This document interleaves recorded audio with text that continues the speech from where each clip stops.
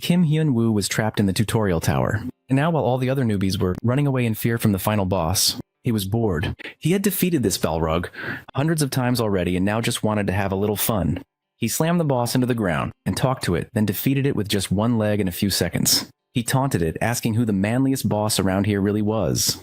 However, this victory brought Hyun-woo absolutely no satisfaction, because afterwards he returned to the first floor of the tower once again. It all started one day when monsters appeared all over the world, and along with them came the appearance of a massive tutorial tower, a place where humans could gain superpowers and become hunters, but only if they could survive and clear all 100 floors. On average, less than 10% of players could complete it. Hyun-woo was one of the first players to enter the tower. They fought bravely together, and after the final battle ended, our hero's party received the long-awaited notification. The tutorial tower had been conquered. Everyone was overjoyed because this meant they could finally return home. After a long time inside the tower, Kim Hyun-woo wanted to see the blue sky above, but fate had other plans for him. Instead, he was teleported back to the first floor. He was shocked and didn't understand what was happening. Why was he stuck here while everyone else was free? That was when he received a notification stating that he had been cursed by the tower and could not leave it. After a period of denial and anger, Hyun-woo began climbing the tower over and over again. He started exploring possible ways that could help him gain his freedom. He climbed the tower alone from start to finish. Then he climbed the tower 10 times in a row. He even strengthened his body to its limit. But even after completing all of that, nothing worked. He was still trapped. Hyun-woo continued to climb the tower repeatedly, hoping to find a way to break the curse.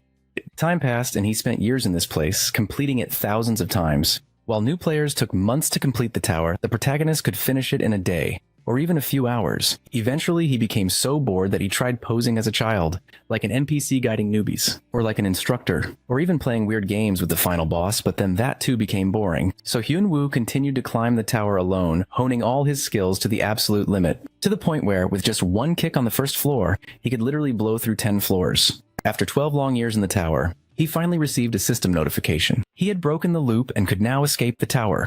Laughing out loud like a madman, he rushed forward to clear this technical tower one last time. He shot up like a rocket, crushing the floors in his path. Now he was the true boss of the tower. Even the monsters had to fear him. On the final floor, Hyun-woo destroyed the boss and the entire top floor of the tower, then walked into the final portal that would finally take him outside. He couldn't contain his joy and screamed like crazy. He was finally free. Meanwhile, the authorities observing the tower were utterly shocked when they discovered that a player from the first group, summoned to the tower in 2006, had finally escaped after 12 years. A few weeks later, the protagonist was invited to participate in an evaluation test, intended for new hunters who had just conquered the tower. Among the guild leaders sponsoring the test were his old teammates, those who had conquered the tower with him the first time. All of them were eager to see what kind of monster Hyun-woo had become after 12 years in the tower. In the waiting room for the rank evaluation candidates, everyone was ready with basic equipment. Meanwhile, the protagonist was busy snacking. Once his stomach was full, he wondered what this pile of equipment was. Only then did he realize he hadn't received any because he had overslept earlier, while the others received theirs in the morning. Just then, an announcement rang out requesting the future hunters to leave the waiting room and proceed to the test location. Now at the rank evaluation maze of the Seoul Tutorial Center, David, an A-rank hunter, welcomed all the junior hunters, informing them that the evaluation test had begun and he would be the supervisor. The supervisor reminded them that the whole world was watching them right now. With a smirk, he reassured all the hunters not to worry, because compared to the tutorial tower, this test was very simple. While David stated he was looking forward to seeing the potential of all the hunters since they had risked their lives in the tutorial tower, he added, Hyun-woo was yawning constantly, not listening to a single word. Just then, the supervisor announced that the first test was beginning. At that moment, he touched something on his phone. Immediately, the ground began to shake. Simultaneously, David explained that there were various difficult situations they had to go through as hunters. But one of them was a maze as soon as these words left his mouth. Huge and dangerous metal bars fell from above, stabbing into the ground and forming a real maze. David instructed all the hunters that this maze had many traps. Although this was a movement notification, it would be good if they utilized their full abilities. Immediately after, a 30-second countdown began, signaling that the test would start as soon as the clock hit 0. The hunters had to use their abilities and escape to the maze's exit. The moment the countdown ended, all the hunters rushed toward the entrance. The supervisor watching this smiled. Since all the hunters this time were very obedient and looking at their figures, the thought of his own first rank exam came to mind. He pondered on the most important thing, which was that hunters must maintain their initial resolve. At that moment, the hero was still standing at the starting point, left behind while the others rushed forward. He called out to the supervisor, addressing him casually as "Old Man," and confirmed whether he really had to get to the exit by any means necessary. Hearing this, David frowned, judging the guy for his pathetic appearance, and wondering where his provided equipment was. When he noticed Hyun-woo yawning, he was startled. Was this how a newbie behaved? At this point, David began to doubt whether this guy was taking the test seriously. Curious, the supervisor asked the protagonist if he found these hunter tests trivial. Sneering and emphasizing the word old man, Hyun-woo suggested the supervisor act like that in front of those noisy guys who were using all their willpower to run over there. These words infuriated David, but the hero grinned and proposed a bet with him. He would finish this whole thing within 20 seconds, and if he did, he would get 100,000 won. David was stunned by these words, but having a huge ego, he agreed, confessing that his daily wage and overtime pay as a supervisor was 1 million won. Rushing toward the entrance, the hero warned David not to change his mind later. Now in front of the entrance wall, Hyun-woo placed his hand on it. Shocked to think that the supervisor received such a generous salary, he focused all his energy into his arm. Everyone, including David, and Korea's top guild leaders watching the test from the observation screens, wondered what the protagonist was doing near the wall. Before they could comprehend it, the protagonist punched the wall. The intensity was so strong that it literally created a hole through the entire maze, and smoke covered the entire place. Within seconds, as the smoke cleared, the protagonist was standing at the exit on the opposite side. It was clearly a forcibly created exit, but he had indeed confirmed with the supervisor that they had to reach the exit at any cost. Everyone went crazy witnessing this. They were more surprised by his rank evaluation results. Korea's top guild leaders were amazed but also slightly annoyed by the guy's stubbornness. In contrast, Hyun-woo was on cloud 9 because he had won 1 million won, but his face twisted in panic when he looked back and saw the destruction he caused. He wondered if the authorities would demand compensation. 24 hours before the hunter ranking evaluation competition. At the Live Hunter's office, Jun Sung confirmed the list of candidates participating in the test. Although his colleague wondered if they could expect anything from this test, Sung immediately understood he was referring to the rumors about the advanced player. However, finding information about him was quite difficult. Besides the protagonist, a reserve hunter trained in the world of traditional martial arts would also be coming. Since it wasn't confirmed whether the advanced player would come or not, they had this traditional martial artist, Kang Hyun, as a backup plan. Kang Hyun was a guy with many abilities and skills, so luck was always on his side. With his weapon, he easily took down deadly creatures. From the beginning, Kang Hyun received too much attention and respect because he was always successful. But that was what he thought, until he met Hyun-woo. This guy met the hero when he was clearing the tutorial tower one last time to escape this godforsaken place. Although Kang was able to return safely, he understood how pathetic he was, because the protagonist was so wild that he shoved aside anyone in his way, including Kang Hyun, because he was so desperate to get out. Back to the present, the first test was successful for Kang. Now, everyone was asked to return to the waiting room and stay there until further notice. At the same time, in the observation room, all the viewers were curious because they wanted to see how the protagonist had actually destroyed the place. The authorities were quite annoyed because they also wanted to see a clear picture. But whenever they captured a clear shot, it was always of Lee Kang-hyun. In the waiting area, all the hunters were discussing the current situation. Rumors had spread that it was done by the advanced player. Kang-hyun was also sitting here, aware that the test was not over yet. He still had a chance to see Hyun-woo's performance, although he swore to himself he wouldn't lose to the protagonist, who was literally so sleepy it felt like he was on drugs or something. An announcement rang out in the waiting area stating that the order of events for today's ranking competition had changed. The competition would restart in 15 minutes, and all participants were advised to prepare for the next round. Now, the evaluation event included a monster wave, using virtual training monsters created by combining spirit stones from monsters and the latest technology. The goal was to evaluate how many monsters the junior hunters defeated within a given time. It was true that Kang was a very skilled hunter, as he was very focused on taking down the monsters. Infusing lightning into his weapon, he attacked the creatures, defeating them easily. All the observers were shocked to see this, because this guy had just escaped the tower, yet already possessed magical abilities. They all realized that a genius was among them, and it was all unrealistic. Not stopping for a moment, this martial artist continuously used a series of electric currents and defeated all the monsters in his way. When the time ended, it was announced that Kang had killed 78 monsters. This was the highest score a candidate had achieved so far. Having said that, Kang smiled proudly. While others were impressed with his combat skills and magic, believing he deserved the reputation as a top candidate, everyone believed that even before this, he would have taken first place if the advanced player hadn't pulled that stunt. Now it was the protagonist's turn to face the monster wave. Yawning, Hyun-woo said how tired he was of all this, but clearly he had no other choice.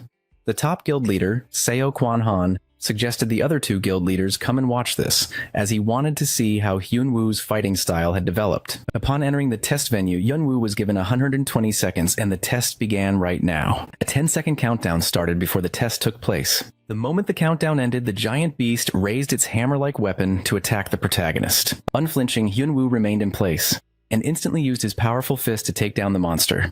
Everyone's jaw dropped after witnessing this scene. The authorities confirmed if the cameramen caught it because it was truly cinematic footage. Seeing this, the other deadly creatures got angry and rushed towards the protagonist, roaring and screaming. However, they stood no chance of harming even a single hair on the hero's body, as he took them all down with the exact same technique as before.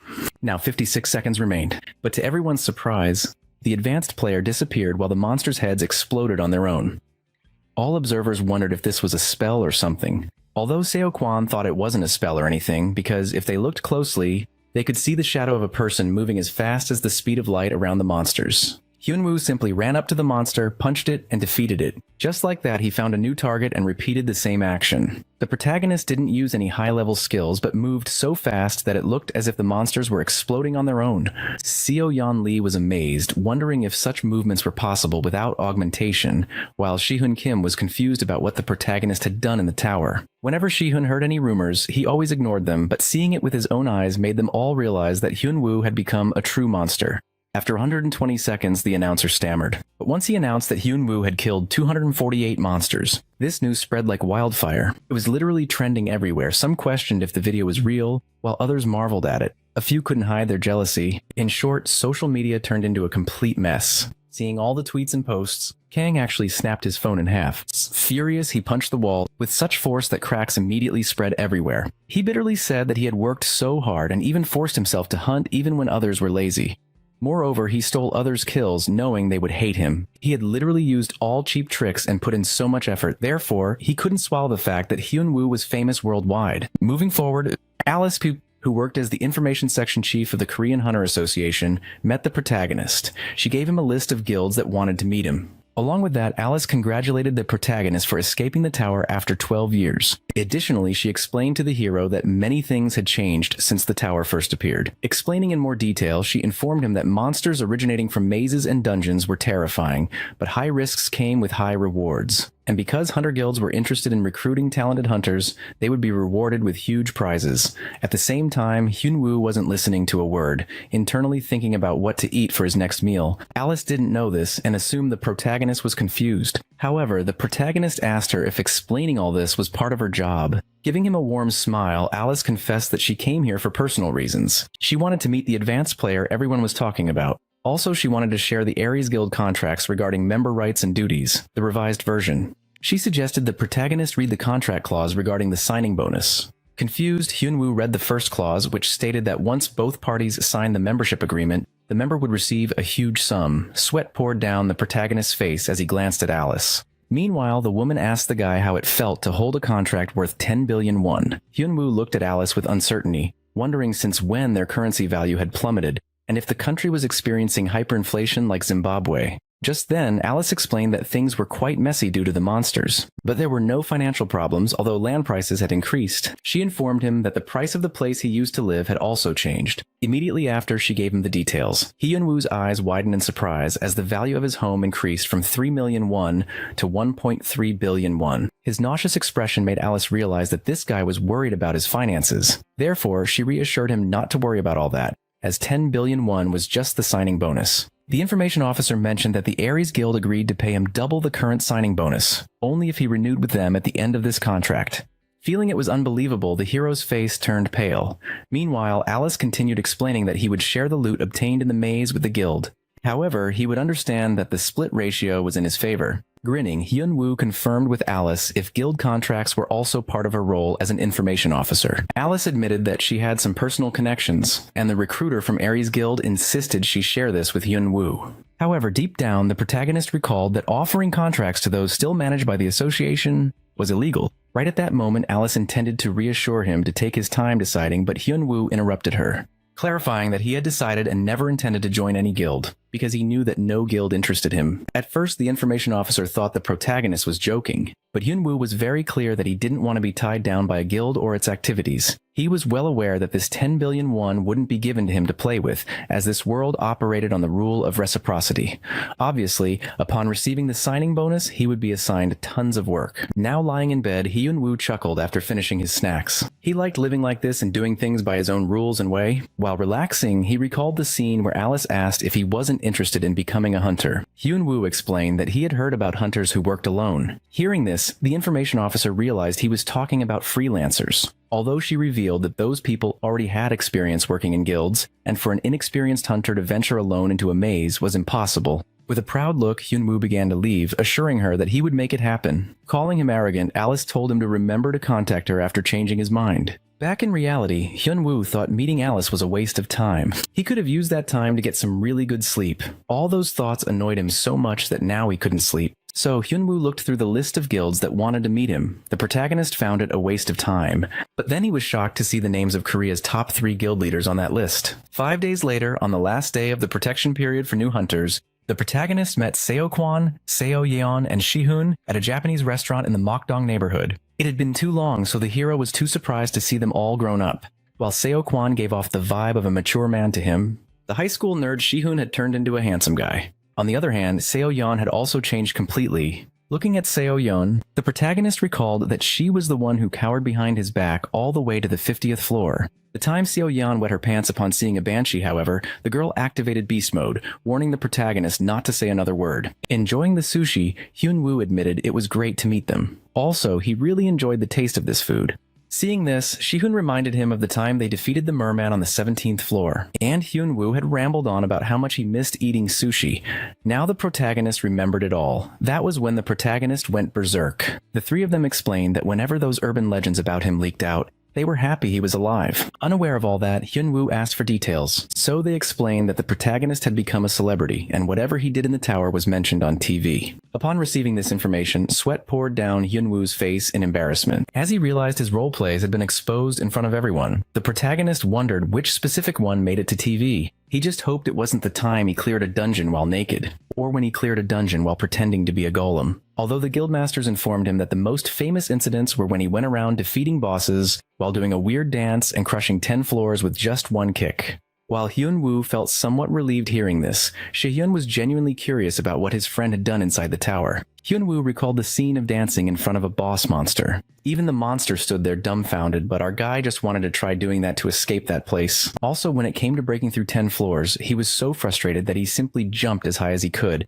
and that was how he ended up there. Seo-yeon admitted that watching him at the evaluation made her realize how much strength he had gained, and after hearing these stories directly from him, there was no longer any doubt. However, Hyun-woo believed that anyone could do it because once someone is trapped in a place, they will do anything to get out of there. Though, the hero then realized that his student must have escaped as well. True, he didn't know which generation they belonged to, but it was when he was between the 50th and 60th floors. Someone had been left behind in the tower. When Hyun-woo sensed a presence, he searched around and found a kid with his role-playing skills. He decided to guide that lost soul. At that specific time, Hyun-woo was obsessed with the concept of martial arts, so he took the kid under his wing and trained him. At first, Seo-kwan was confused, so the protagonist explained that he was talking about when someone gets trapped somewhere but becomes enlightened and escapes, like things in comics and novels. Hyun-woo thought that if he became enlightened, perhaps he could escape.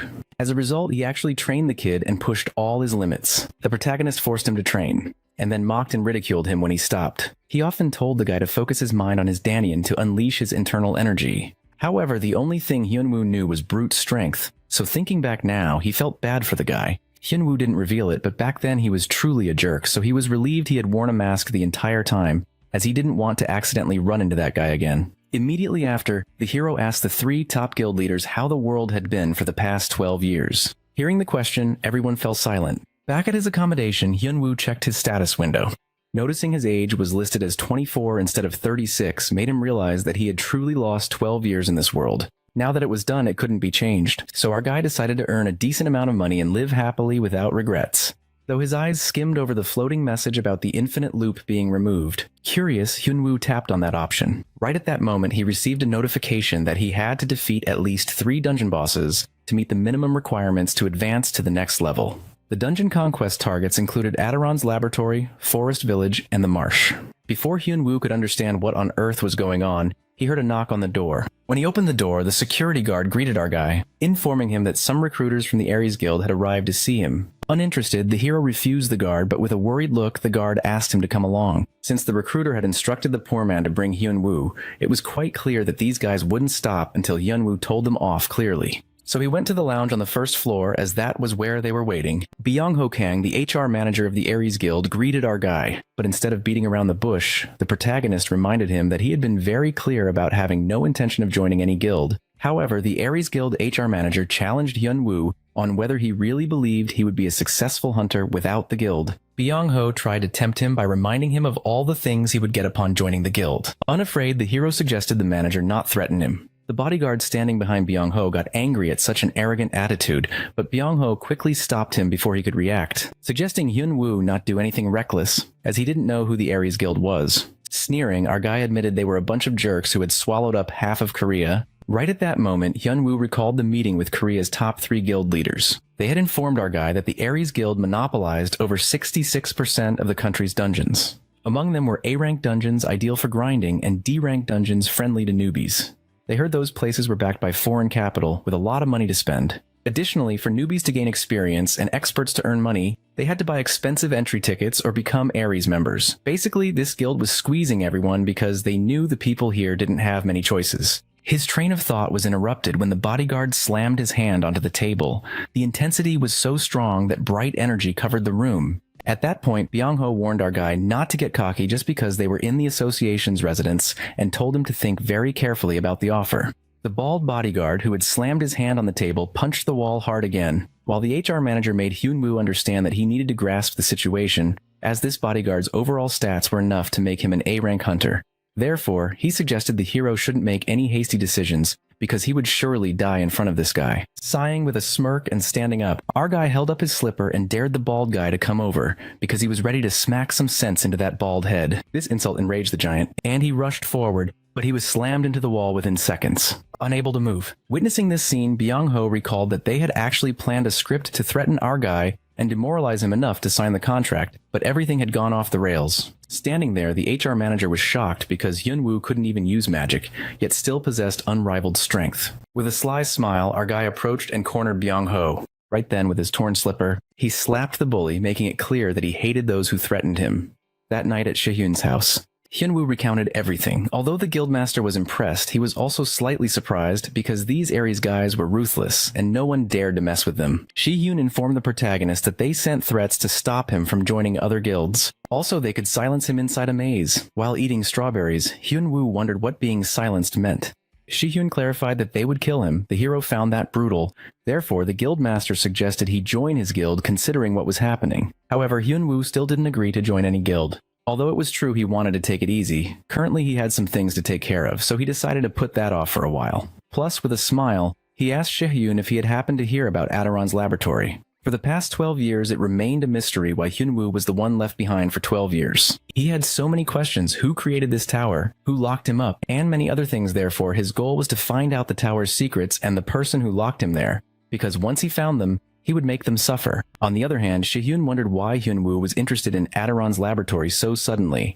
Shihyun revealed that Adaron's laboratory was a C-rank dungeon located in Uijeongbu. Plus, he also heard that it was a good place for new hunters to develop their strength. Curious, Shihyun demanded to know the reason behind this interrogation, but our guy didn't reveal the whole truth, confessing that he had some business there. Even so, Shihyun warned him beforehand that he might not be allowed in, because the Ares Guild was abusing their monopoly rights over dungeons, and Adaron was one of those dungeons. Receiving this information, Hyun-woo became too frustrated with these thugs. Why were there no laws to stop the monopoly? The guildmaster reminded the hero that the government didn't have time for all that, as hunters didn't hold real voting rights. Only a small number of people had conquered the tutorial tower to become hunters. Dungeons were so dangerous that even the police couldn't investigate properly, often treating deaths occurring there as accidents. Hyun-woo found it all bullshit, but on the surface. Ares was the leader of a rising industry, contributing a decent amount of taxes, and any situation involving hunters was too sensitive for outside forces to intervene. At this point, the protagonist decided to sneak in, and if there was heavy security, he would confront them head-on. Shihyun warned him that if he did something stupid, Ares would become his enemy. But it was too late to think about all that, as our guy had already made his attitude clear to the HR manager of that trash guild. Elsewhere, Seonu-hook, an S-rank hunter and the director of the Ares Guild's Korean branch, was discussing the guild's expansion. In China, it would take at least 5 months. In Russia, it would take 8 months. And for Japan, it was 7 months. Seonu didn't care if it was time-consuming, as the important thing was that they were always one step ahead of the crowd. Just like when a monster is killing, you don't need to be faster than the dungeon boss. Just faster than the person next to you. Having said that, the manager's man handed him Hyunwoo's stat levels. They had used motion footage of our guy in the tutorial area to make an estimate of his level, using experimental analysis equipment, and Byung-ho, the head of the Ares Guild's HR department, explained that he was also skeptical, but the department's analysis showed the margin of error was not more than 1 rank. Saying that, Seonu asked if they had recruited this guy yet, but seeing the hesitation on his subordinate's face, he understood that they had failed at that. Right then, he declared that they were better off without that guy. He admitted that it was a guy with great ability, and they would make a lot of profit with Hyunwoo's presence, but that guy would aim for their positions. So they should forget about recruiting him and instead teach him some rules of conduct. Just then, a man ran toward Byung-ho, panting, informing him that there was an emergency situation at Adaron Laboratory. In Uijeongbu, Mount Xianbo, at the entrance to Adaron's laboratory, a C-rank dungeon. A girl was begging the guys guarding the place to let her in. But these thugs suggested she go to the mazes, as those places had low-level monsters. Initially, the thugs claimed they were sticklers for rules, but then they started getting touchy-feely. At that moment, our guy approached them. The thugs warned him to leave, informing him this was not a place to kill time, because this place had genuinely terrifying monsters. Approaching the thugs, our guy told them that this was exactly why he was here. He had business to attend to inside this dungeon. The Ares Guild thug called our hero crazy for daring to call him an idiot. Hyunwoo quietly picked up his slipper to teach these players a lesson for being too rude. Smiling, he walked closer to one of them. The man exploded with anger and tried to tell him that he belonged to the Ares Guild. However, our protagonist didn't care about any guild. He held the slipper, and with just a simple strike, the man flew and stuck to the wall. Seeing his accomplice knocked unconscious, the remaining fighter began to panic. Our protagonist demanded the other guy's shoes. The man was confused, and Hyunwoo threatened to smack some sense into him, so the man, trembling with fear, complied. Immediately after the protagonist put on the new shoes, he was surprised at how light the metal shoes were. The Ares Guild player cried over losing his expensive shoes made with magic. However, our generous hero, after seeing the man barefoot, gave him his slippers and walked out. Our hero stepped through the gate, leaving the Ares thugs crying. Meanwhile, Seo-yeon yelled at Shihyun for letting the protagonist just leave like that. But Shihyun explained that he had no other choice because Hyunwoo just casually walked away. She began to panic, worried about the ruthless Ares Guild. Shihyun explained he had told the hero about that, but he just went, and no one could really stop him. Seo-yeon was speechless and asked Shihyun if our hero had really made an enemy of the Ares Guild. From what the hero had said, Shihyun was certain of this hostility. Shihyun didn't think Hyunwoo was the type to get into trouble just sitting still. However, once he became someone's enemy, as long as the hostility remained, Hyunwoo's twisted side would reveal itself. Shihyun didn't understand how things had become so complicated, but he assured Seo-yeon that she didn't need to worry about our hero, because as they were talking about the Ares Guild, Hyunwoo's ranking had popped up. However, Seo-yeon was dumbfounded when Shihyun told her about the hero's ranking. Meanwhile, our hero continued his journey through the dungeon, and suddenly a monster began searching for its research materials. The C-rank dungeon boss Adaron continued to look for more test subjects. Some fighters observed him from a distance, talking about the rumor that people didn't make much money fighting Adaron, which was why the Ares Guild didn't bother fighting him. The fighters started thinking about whether they should really fight the boss. Since they had gotten in by paying a bribe, one of them suggested fighting him. However, the girl wondered if their abilities could match the laboratory boss. As usually, people fought in guilds. The other man added that he noticed Adaron had high defense and low attack power, so he suggested taking time to defeat the boss. With a possible strategy, the group decided to go. They united to fight the boss, but also made it clear they would escape as soon as there was danger. Just then, they saw our hero walk in to face Adaron. Hyunwoo stood before the laboratory boss fearlessly.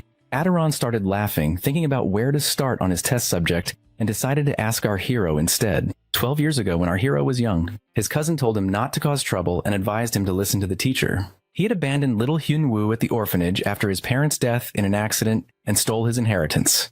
Perhaps because of his disappointment in people, Hyunwoo was fine until someone tried to manipulate him. Once someone became an enemy, he would reveal his nastiest side and hold a grudge for a long time.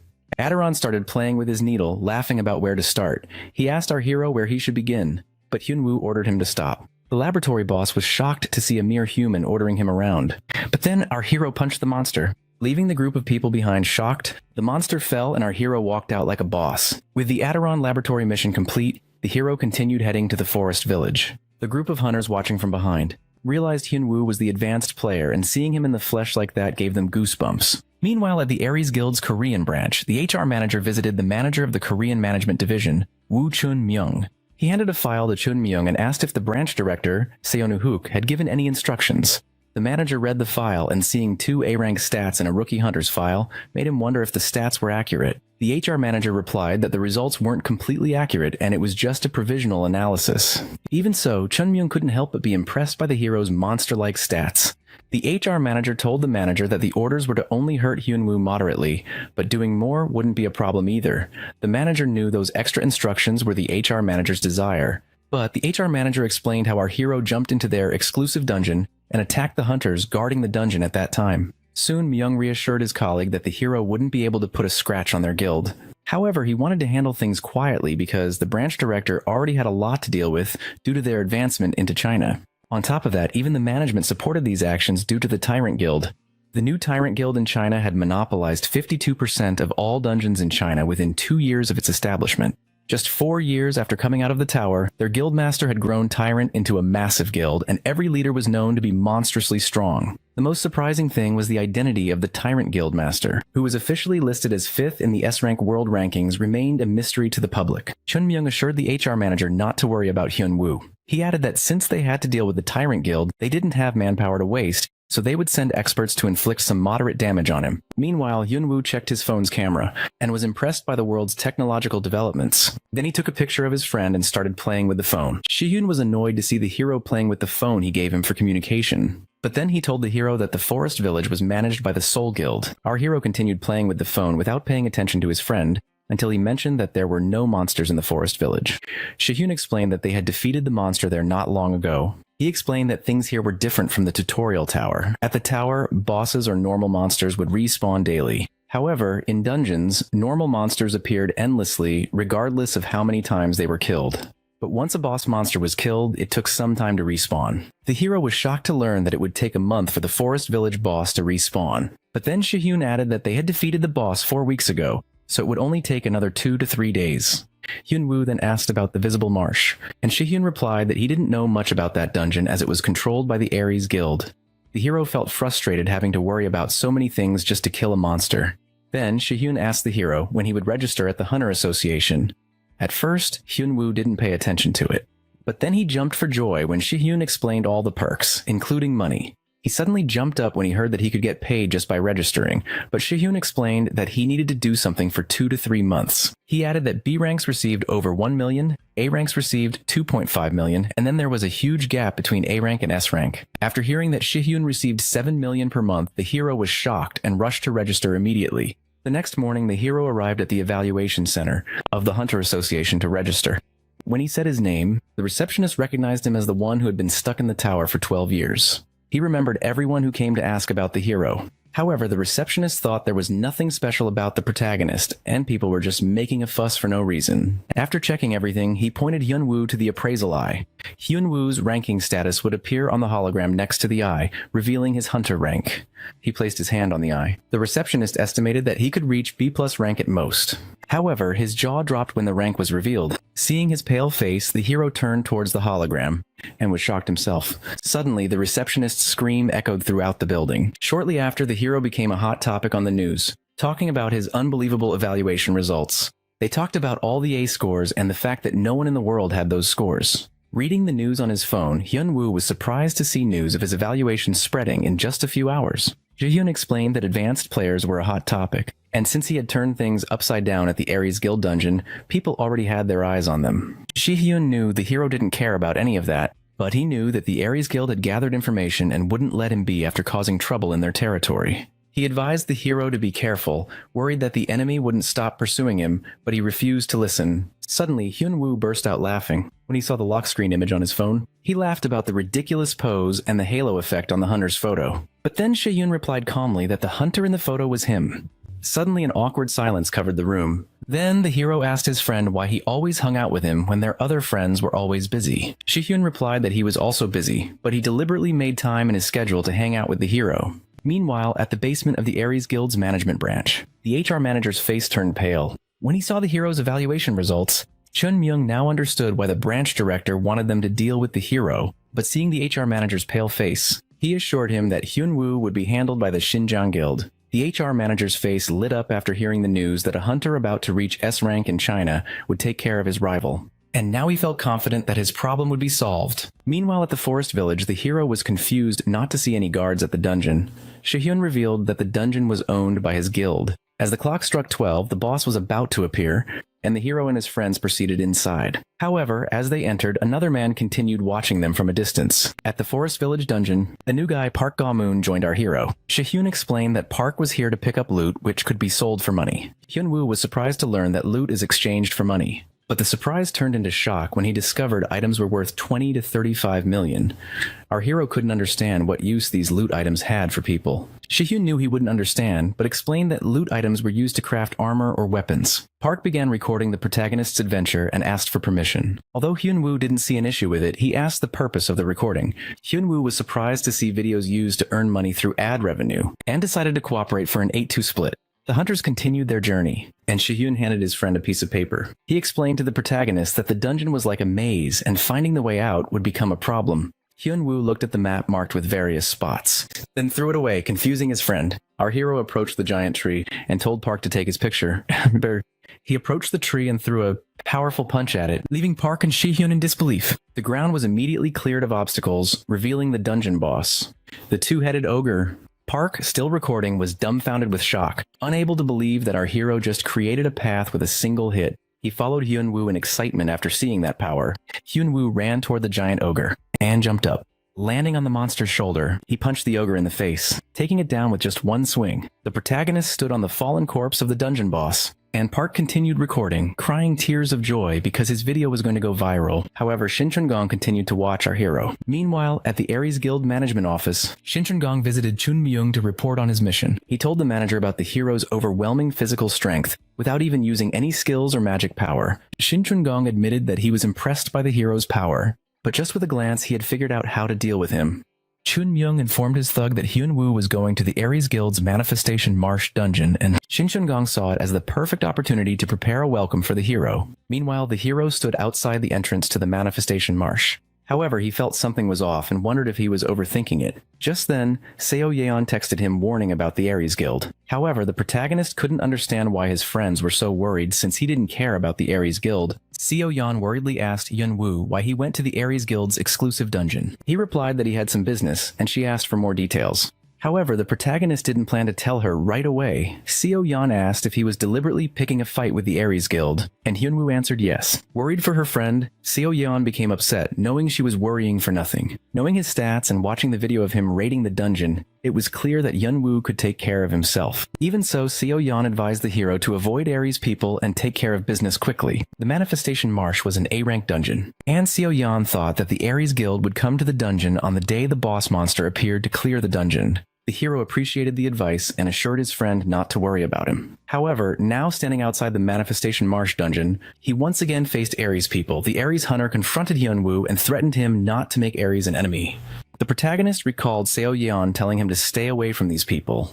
But with them constantly bothering him, it was impossible to do so. He scolded these thugs for being all the same. They always looked down on him and got beaten up every time. Then when they realized the trouble they were in, they just brought up the guild name and started struggling. The hunter got angry and rushed to attack the hero with his sword, but he simply took the man down with ease and walked through the entrance. Hyun-woo stepped through the gate, and the monster awakened. He continued walking through the dungeon, and the monster moved towards him. Finally, the protagonist faced the dungeon boss, the giant crocodile. The hero recalled Seo Yeon's lecture about the crocodile's tough skin, its magic resistance, and how expensive its skin and teeth were, then started smiling. Hyun-woo immediately attacked the giant crocodile and took it down. He proceeded to tear the monster apart, but the crocodile ran away. However, the hero refused to let the crocodile escape and grabbed its tail. He decided to teach the boss monster a lesson in spinning, and began spinning it around, then threw it into the wall. The giant crocodile got angry and faced the hero again. Shin Chun-gong observed the battle. The crocodile leaped up, and just as the hero prepared for the final showdown, chains suddenly wrapped around his legs. With Hyun-woo bound by chains, the crocodile opened its jaws wide, and Shin Chun-gong awaited his death. However, just as the crocodile rushed in close, Hyun-woo ducked, and the crocodile jumped into the swamp. The hero looked down at the chains in confusion. And then Shin Chun-gong spoke up, saying they were magic chains and the perfect tool to deal with him. Hyunwoo was confused to see a strange guy. The assassin jumped down to introduce himself, and told the hero that he was sent by the Ares Guild to dispose of him. Now the hero understood he was facing an assassin. Shin Chun-gong praised the hero's strength in throwing the crocodile or taking down the ogre with a single hit. However, he couldn't understand why his opponent was so calm after being caught in magic chains. Hyunwoo was confused, not knowing what this chain did. But then he realized he couldn't move at all. Shin Chun-gong stated that they were magic chains, and the hero needed mana to escape them. However, he needed mana stronger than an A-rank person to break them. But since the protagonist had only recently come out of the tower, he had no mana. Even then, Hyunwoo was confused, not seeing the problem. Shin Chun-gong became frustrated, thinking the hero was just trying to trick him. He thought that, like everyone else, Hyunwoo was also just pretending to be calm and planning his next move. The protagonist was still perplexed because he wasn't doing any of that. The assassin drew his sword, ready to attack the hero. Just as he slashed with the sword, the hero raised his hand, blocking the attack. Shin Chun-gong unleashed a poison blast. An explosion rang out and smoke covered the air. The assassin thought he had finished the job, but he was shocked when the smoke cleared and Hyunwoo sat there unharmed. The hero didn't know what his opponent had done. The assassin was dumbfounded, not understanding why his attack didn't work. Right then, the hero started moving, and the assassin took a punch to the face. Shin Chun-gong was sent flying into a tree. Hyunwoo walked up to him and said that he should have wrapped his whole body tightly in chains to stop him from moving. The assassin couldn't understand how his opponent did this. The hero knew that Shin Chun-gong must be confused, and told him that the chains had become loose and stopped working properly. He kicked the tree and lifted it up while the assassin was stuck to it. The hero told his opponent that he should be prepared to die if he intended to kill him. The giant crocodile floated peacefully through the swamp, and suddenly, Shin Chun-gong fell on top of it. Hyunwoo threw the tree into the swamp, killing the crocodile as well. He stood quietly by the swamp. Suddenly a system screen popped up, informing the hero that he had proven himself and the lowest level information would be available to him now. Meanwhile, at the Ares Guild Management Division, Chun Myung was informed that his assassin was dead. The assistant informed him that the tree Shin Chun-gong was stuck to had sunk into the swamp, and although they couldn't confirm, it was likely he was dead. Chun Myung thought that the monster must have eaten his assassin. However, he had 2 S-rank stats and 7 skills. Seeing his talented assassin killed easily by the hero annoyed Chun Myung. Hyunwoo lay in his apartment and tried to sleep. Suddenly, he woke up recalling the information window. The system screen revealed that the hero had been invited as a temporary guardian in the system. He was confused, feeling something had changed, but he didn't know what all the stuff on the screen meant. Hyunwoo thought that he would be able to get information about the tower, but he didn't know what the system inviting him meant. He noticed the time was 9:50 and the invitation had arrived around 2 p.m. Just then, Shi-hyun entered the apartment and the hero told him to stay there. He opened the information window to test his new skill. After a bit of concentration, Shi-hyun's information window appeared. However, Hyunwoo couldn't see any stats because of his lowest level authority. He cursed in anger seeing his useless skill, confusing Shi-hyun. But then the hero covered it up, saying he was just muttering to himself. The protagonist stared at the clock on his phone. As it neared 12 midnight, the hero thought that the useless skill must have brought some change to him. He thought that he would be able to find information about things like the tower after receiving the system invitation. Just then, the clock turned to 12, and the room went dark. Hyunwoo suddenly found himself teleported to another space, and when he looked ahead, he saw a girl sitting at a desk in front of him. The girl called the Hero Guardian and revealed that she was his assistant Eve. Eve introduced herself and told the Guardian that she would be seeing him as long as he was alive. Hyunwoo's mood brightened up, realizing he finally had someone to talk to, and he could finally know why he was stuck in the tower for 12 years. The two stared at each other in silence, and then the hero spoke up, asking the assistant if she was going to explain everything. Eve was confused about what she needed to explain. The hero shouted angrily, asking if she had invited him here to explain. However, Eve calmly told him that she could only answer him. Realizing that the assistant could only answer his questions, the hero was shocked. Then he proceeded to ask questions and started by asking who locked him in the tutorial tower. Eve replied that she couldn't tell him that because he had the lowest level information authority. She told him that she could only answer him if he had higher level information authority. The hero's anger rose, realizing that was what his information window kept saying too. Annoyed, Hyunwoo asked the assistant if she could tell him who locked him in the tower once he had higher level information. However, Eve answered him that she couldn't tell him that because of his lowest level authority. Then he demanded to know what the tutorial tower was, but Eve again replied that she couldn't tell him. Then he asked why the tutorial tower was created but got the same answer. The protagonist asked why monsters appeared and still got the same answer. Tired of getting no answers, his anger started rising and he knuckle-rubbed Eve's head. He started shouting at her for inviting him here for no reason. Anne started laughing, thinking that she just wanted to prank him. Eve spoke up, saying she didn't tell him anything because he had the lowest level information authority. And Hyunwoo's anger increased even more. But then Eve told him that she could tell him one thing. She added that he was a guardian, and guardian referred to a protector. This answer still wasn't enough for the protagonist, and he asked if she could give him something more important. The assistant replied that she could tell him about the things a guardian had to do from now on. Hyun-woo was disappointed that she didn't tell him about things he was curious about. But then Eve told him that he was a temporary guardian, and if he officially became a guardian, he would be able to find out all the details even if he didn't want to. The protagonist was curious about what he needed to do to officially become a guardian. Eve replied that in his area, a rift would open in 5 days. In the deepest part of that place, he would find a key that could upgrade his information authority. By obtaining that key, the hero would become a true guardian. After conveying the message, Eve upgraded Hyun-woo's skill and sent him back to his world. He stood in his apartment, staring at the system window telling him to get the key. So the protagonist decided to see it through and become an official guardian to get the information he wanted. Meanwhile, the hero's friends were shocked to hear about the rift. They looked at each other awkwardly and asked him why he was suddenly asking about it. Hyun-woo was confused, seeing everyone's reaction. And then Shihyun revealed that the rift was a major disaster. Meanwhile, at the Ares Guild headquarters, Seonohook was furious. Realizing that the best hunter in the management division was defeated by Hyun-woo, Chun-myung stood there quietly feeling ashamed. Seonu assured him that he didn't blame him and ordered him to gather people and crush the hero if there was a way to do it. He gave him some money and ordered him to hire some mercenaries stronger than the one he sent before. Seonohook made it very clear to his HR manager what he wanted. He understood the orders, and Seonu decided to focus on the Tyrant Guild next. The Tyrant Guild in China continued beating up Ares members in a separate building. Realizing things were not going according to his plan, Seonu's anger continued to rise. Meanwhile, the protagonist's eyes lit up with excitement when he saw the ring worth 2 billion. Won-hyung explained that things like this appearing in mazes were common. Hyun-woo was confused about the difference between a maze and a dungeon. His friend explained that artifacts were found in mazes. And the ring was also an artifact. Special resources or loot-like spirit stones were found in dungeons after monsters died. But in a treasure complex, artifacts with good functions were found. Won-hyung told his friend that the ring was enchanted. The hero was surprised by the game-like function as he realized that these objects were better than normal equipment. He observed the ring, and a system screen popped up giving him information about the ring. The system told the hero that he could read the item description using his special skill.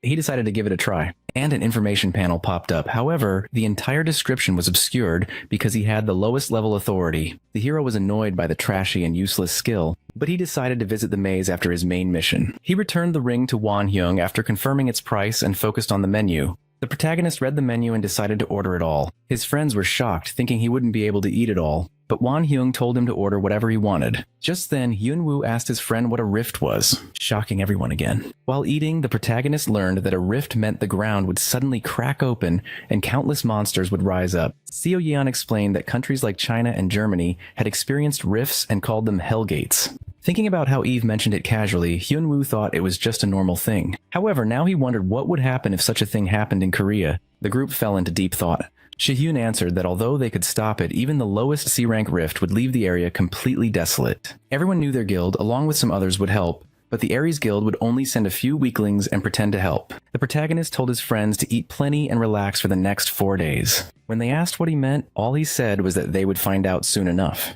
Meanwhile, at the airport, according to reports, people noticed the ground shaking. Thinking it was an earthquake, everyone rushed to leave, and suddenly the ground cracked. Meanwhile, a man in a cloak walked up to his master to announce that the 9th floor had awakened. The master asked about our protagonist, but the man replied that he hadn't awakened yet. However, he added that it wouldn't be long and the hero would receive an official title. The master found the timing perfect and looked forward to seeing what the hero could do. At Gimpo International Airport, the entire ground shook, and people ran away in panic. Flames engulfed the area as news reports issued emergency evacuation orders for residents within a 5-kilometer radius. The airport was put on emergency lockdown, and hunters from the association continuously joined to support. Countless monsters continued to climb through the rift, and the situation was getting worse. With the airport locked down, hunters had to face the monsters. The rookies trembled as they saw ferocious giant monsters surrounding them. The captains told them to have courage, otherwise they would die. He rushed in with a binding skill and protected his teammate from being attacked, then slashed the monster to death with his sword. The rookie started to thank him, but the captain told him to focus on fighting right now. The hunters faced the monsters, but seeing the overwhelming numbers, they started cursing. The captain continued slashing through the monsters, but he knew that they would just continue to surround him even more. Monsters continued to flood through the airport, and the hunters needed to do something. Suddenly something caught the hunters' attention, and when they turned around, they saw a giant skeleton. The hunters started shaking with fear upon seeing the A+ rank monster. They gave up fighting, knowing that death was inevitable. The skeleton raised its giant club. The fighter faced it with his shield. The skeleton smashed against the shield, but the hunter couldn't block it and was knocked flying into a car. The giant skeleton walked toward the injured hunter. The captain shouted for his soldier to wake up, but he didn't respond. Suddenly, the skeleton's head was smashed to pieces as our hero jumped through the monster and landed in the crowd. All the hunters were stunned.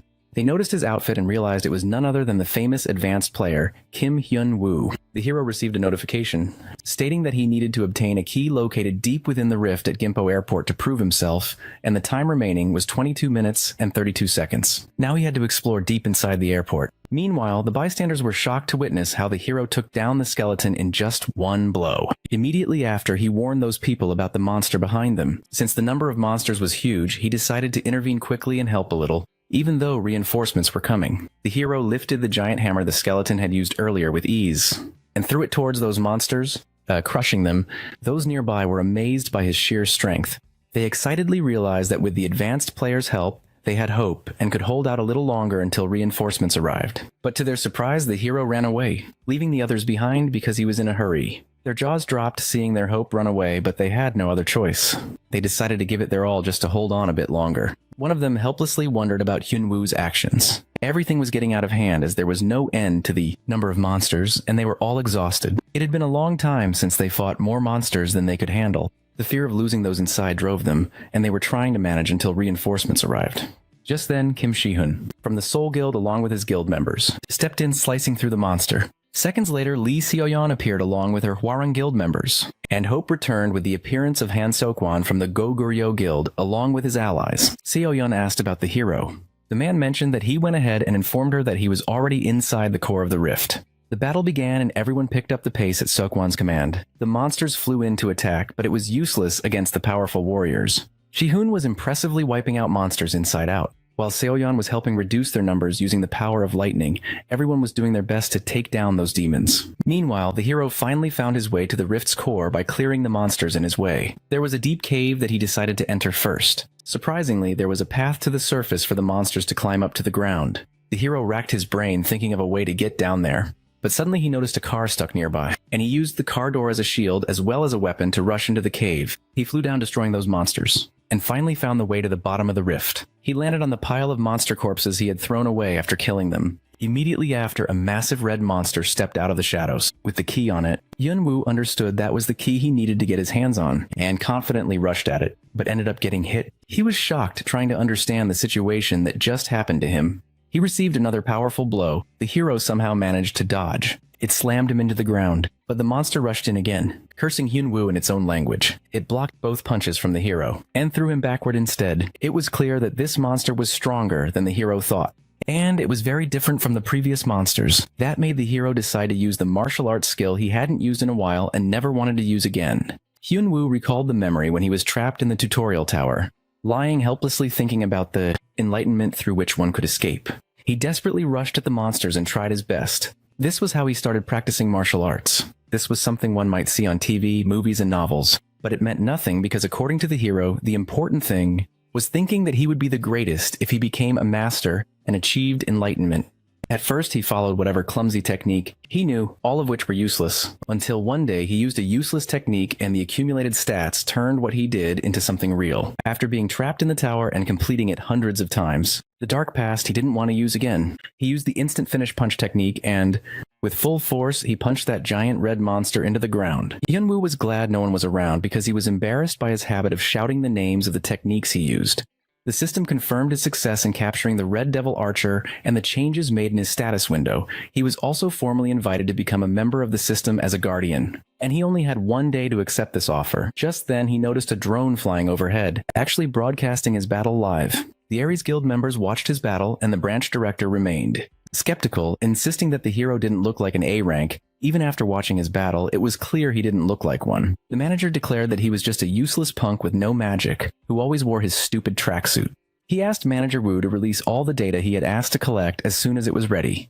The next day at the Korean Hunter Association branch, an award ceremony was taking place for the hunters who fought the monsters at the rift.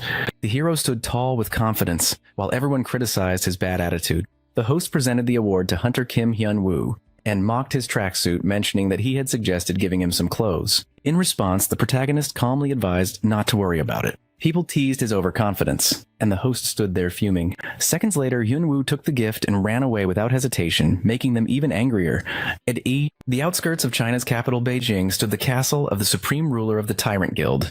A mysterious girl with a skull tattoo on her back was watching Hyunwoo fight. Her eyes widened seeing him do that, and asked for his name from her assistant. The assistant mentioned his name, and the girl immediately advised her to investigate all his past information. Then a man informed the mysterious girl about the conquest of the Wheon Guild, that they had succeeded in taking over all the major dungeons in the south. He further explained that one of their executives had been kidnapped and suspicion fell on the Ares Guild since they had friction with them before. The girl didn't like that their executive was defeated by mediocrities like Ares, and mentioned that there would be no place for them if they didn't come back here on their own. She ordered to speed up the occupation because their struggle just to take over a mediocre dungeon was annoying her. Later, Hyunwoo's friends informed him that he had become famous. He noticed the headlines on the news were terrible, and mentioned how these reporters hadn't changed even after 12 years. But his friends insisted that the reporters had to do so because of the way he walked out after receiving the award and his stupid tracksuit. Shortly after, the hero mentioned he had an appointment and left.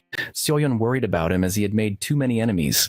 They discussed his conflict with Ares in the media, even though it hadn't been long since he came out of the tower. But one of them insisted not to worry about the hero as he was a stronger individual. Meanwhile, the hero accepted the earlier invitation from the system and teleported somewhere. His assistant, Eve, sent greetings before sitting right in front of him. Hyunwoo asked her if his information authority had increased. She informed him that it had increased from the lowest level to low level. The hero flared up with anger and shouted at her, but she was actually providing information she had been taught. The gray-haired girl calmed him down and announced that since he was officially a guardian, he could achieve what he wanted just by completing quests.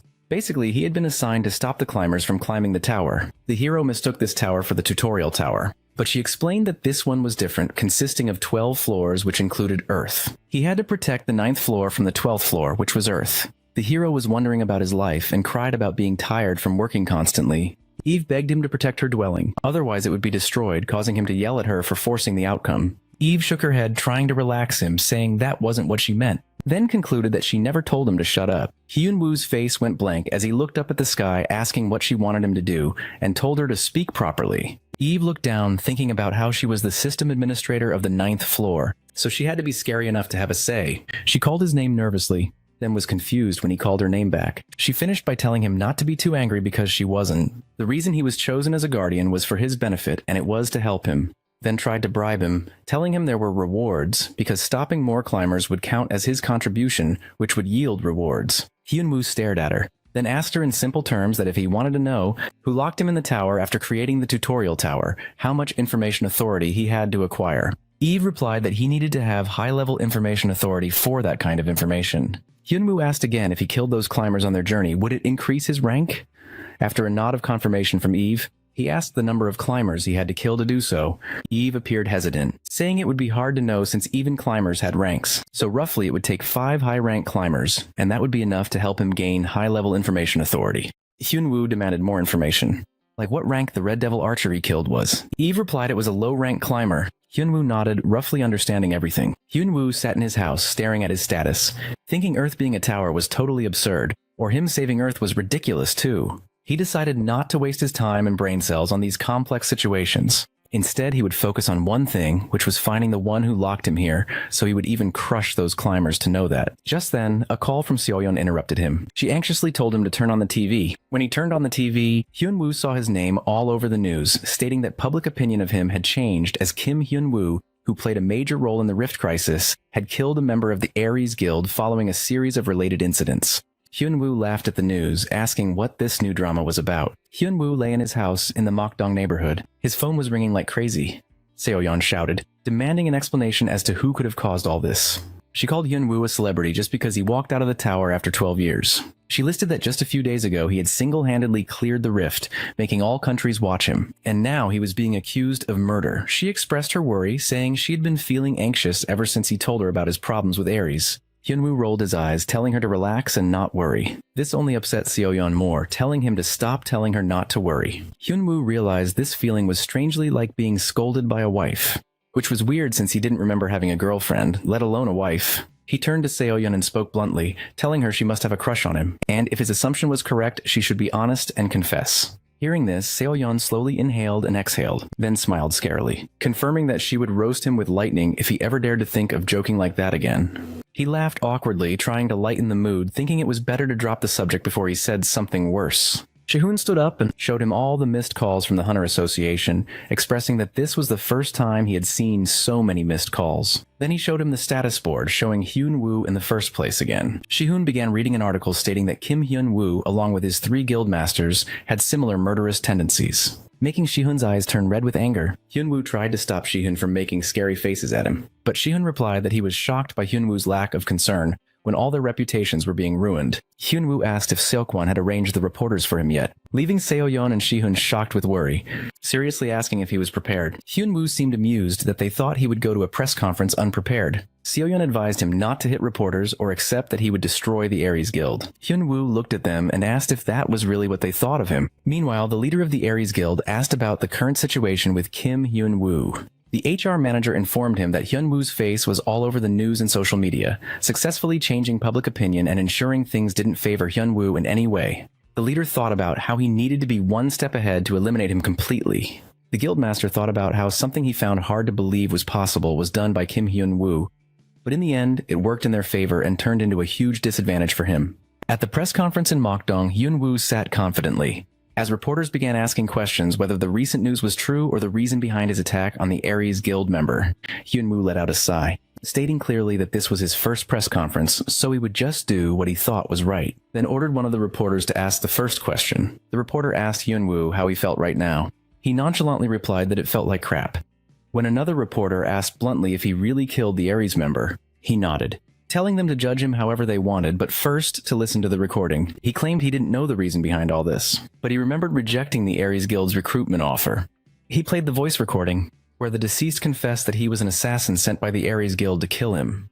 After a fierce battle, Hyun-woo stopped the recording right before the incident occurred, and left the reporters speechless. He calmly informed them that he knew they were tipped off by the Aries Guild itself. He explained that he had gone there to defeat the boss monster, and the member simply followed him. A reporter accused him of fabricating the recording, but Hyun-woo pulled another phone from his pocket, saying it belonged to the man he killed in the swamp. He added that he couldn't open it because it was locked, but if he handed it over to a security company or the police, the truth would eventually come out. Then he added to his verdict that he had no other choice since the assassin was there to kill him. Since he was just a newbie fresh out of the tower, he did what he knew best, which was self-defense. However, the assassin sent to kill him got entangled with the dungeon's boss monster, the giant crocodile, leading to his death. The reporter shouted, accusing him that he just confessed to killing him. Hyun-woo calmly replied that it could be seen that way because he let his guard down while fighting him, and he died. He also shared how the Aries Guild had its own reputation, which was why he didn't say anything, but he didn't know things would escalate to this level. The press conference ended, leaving Hyun-woo thinking about how complicated all this had become. And then he checked the new articles reporting on Aries and their fabricated lies. The leader of the Aries Guild threw things in a rage, cursing Hyun-woo for pulling such a move during the press conference. Then he started laughing, calling him an idiot, someone who knew nothing about how this world worked, promising himself that he would handle him one way or another. Finally, the friends following Hyun-woo and Shihyun asked how he came up with the idea of recording, as it seemed like he knew what was going to happen beforehand. Seoyeon added how surprised she was when Hyun-woo pulled out the dead assassin's phone, making all her worries pointless now. Hyun-woo smiled and confessed that he lied about having the assassin's phone. The 3 of them stared at him, asking why he lied at the press conference. He took out the phone and showed them, saying it didn't belong to the assassin but to Shihyun, who changed phones frequently. Then he informed them that he took their advice since they always told him how dangerous Aries was, so he made that recording but didn't know that it would actually be useful someday. Seoyeon couldn't help but worry, asking what would happen if they actually asked for the phone. Hyun-woo countered by saying that it was Aries they were talking about, so before the security team, the guys from Aries would check it no matter what. So he just made sure they knew not to mess with him again. Seoyeon started chuckling lightly, saying that Hyun-woo suddenly looked cool with her worries. The Aries Guild, with its headquarters in the US and mazes all over the world, known for its Korean branch holding the highest number of dungeons. He started waiting and thinking about Aries' next move, because they had a lot to lose if he dragged them into this. Late that night, Hyun-woo told Shihyun to leave, saying that he was going for a walk alone. Shihyun believed he was capable of taking care of himself and enjoyed wandering in his own way. It only took a few minutes before Hyun-woo found himself surrounded by cloaked members of the Aries Guild. He added that he was waiting for them. The masked man ordered him to follow them. Hyun-woo realized it might be the higher-ups of Aries looking for him and asked what would happen if he said no. The masked man replied that they would drag him away. Hyunwoo smiled, successfully provoking them, as they all started attacking him one by one. He just stood there smiling, but no attack touched his body. The masked men tried again, but found themselves locked tightly around Hyunwoo. Hyunwoo stood still as the masked men started struggling, confused as to why their attacks had no effect on him. Hyunwoo moved his head, hitting each one with a precise strike, until the last man started begging him to spare his life. Hyunwoo nodded, sparing his life, but ordered the man to take him to whoever was looking for him. In the outskirts of Guangzhou province, similar masked men chatted while guarding the underground bunker. One of them pointed out that their guild loved wasting money on building such things. The other quickly told him not to be ungrateful, reminding him that these shelters were keeping them, killer hunters, alive under their protection. Their conversation shifted to another partner of theirs, bringing in a big name today, Hyunwoo. The first man replied that he had seen Hyunwoo's face plastered all over the media, and joked that they needed nothing more than to drag him here and beat him to a pulp. The man next to him added that perhaps they would get to use the new torture devices on him. A loud crash interrupted. They saw Hyunwoo standing still, dragging the defeated masked men, and asked if this was the place to be, after lots of punches and kicks thrown at the loudmouths outside the bunker. The leader finally appeared and caught Hyunwoo's attention, asking what the noise was about.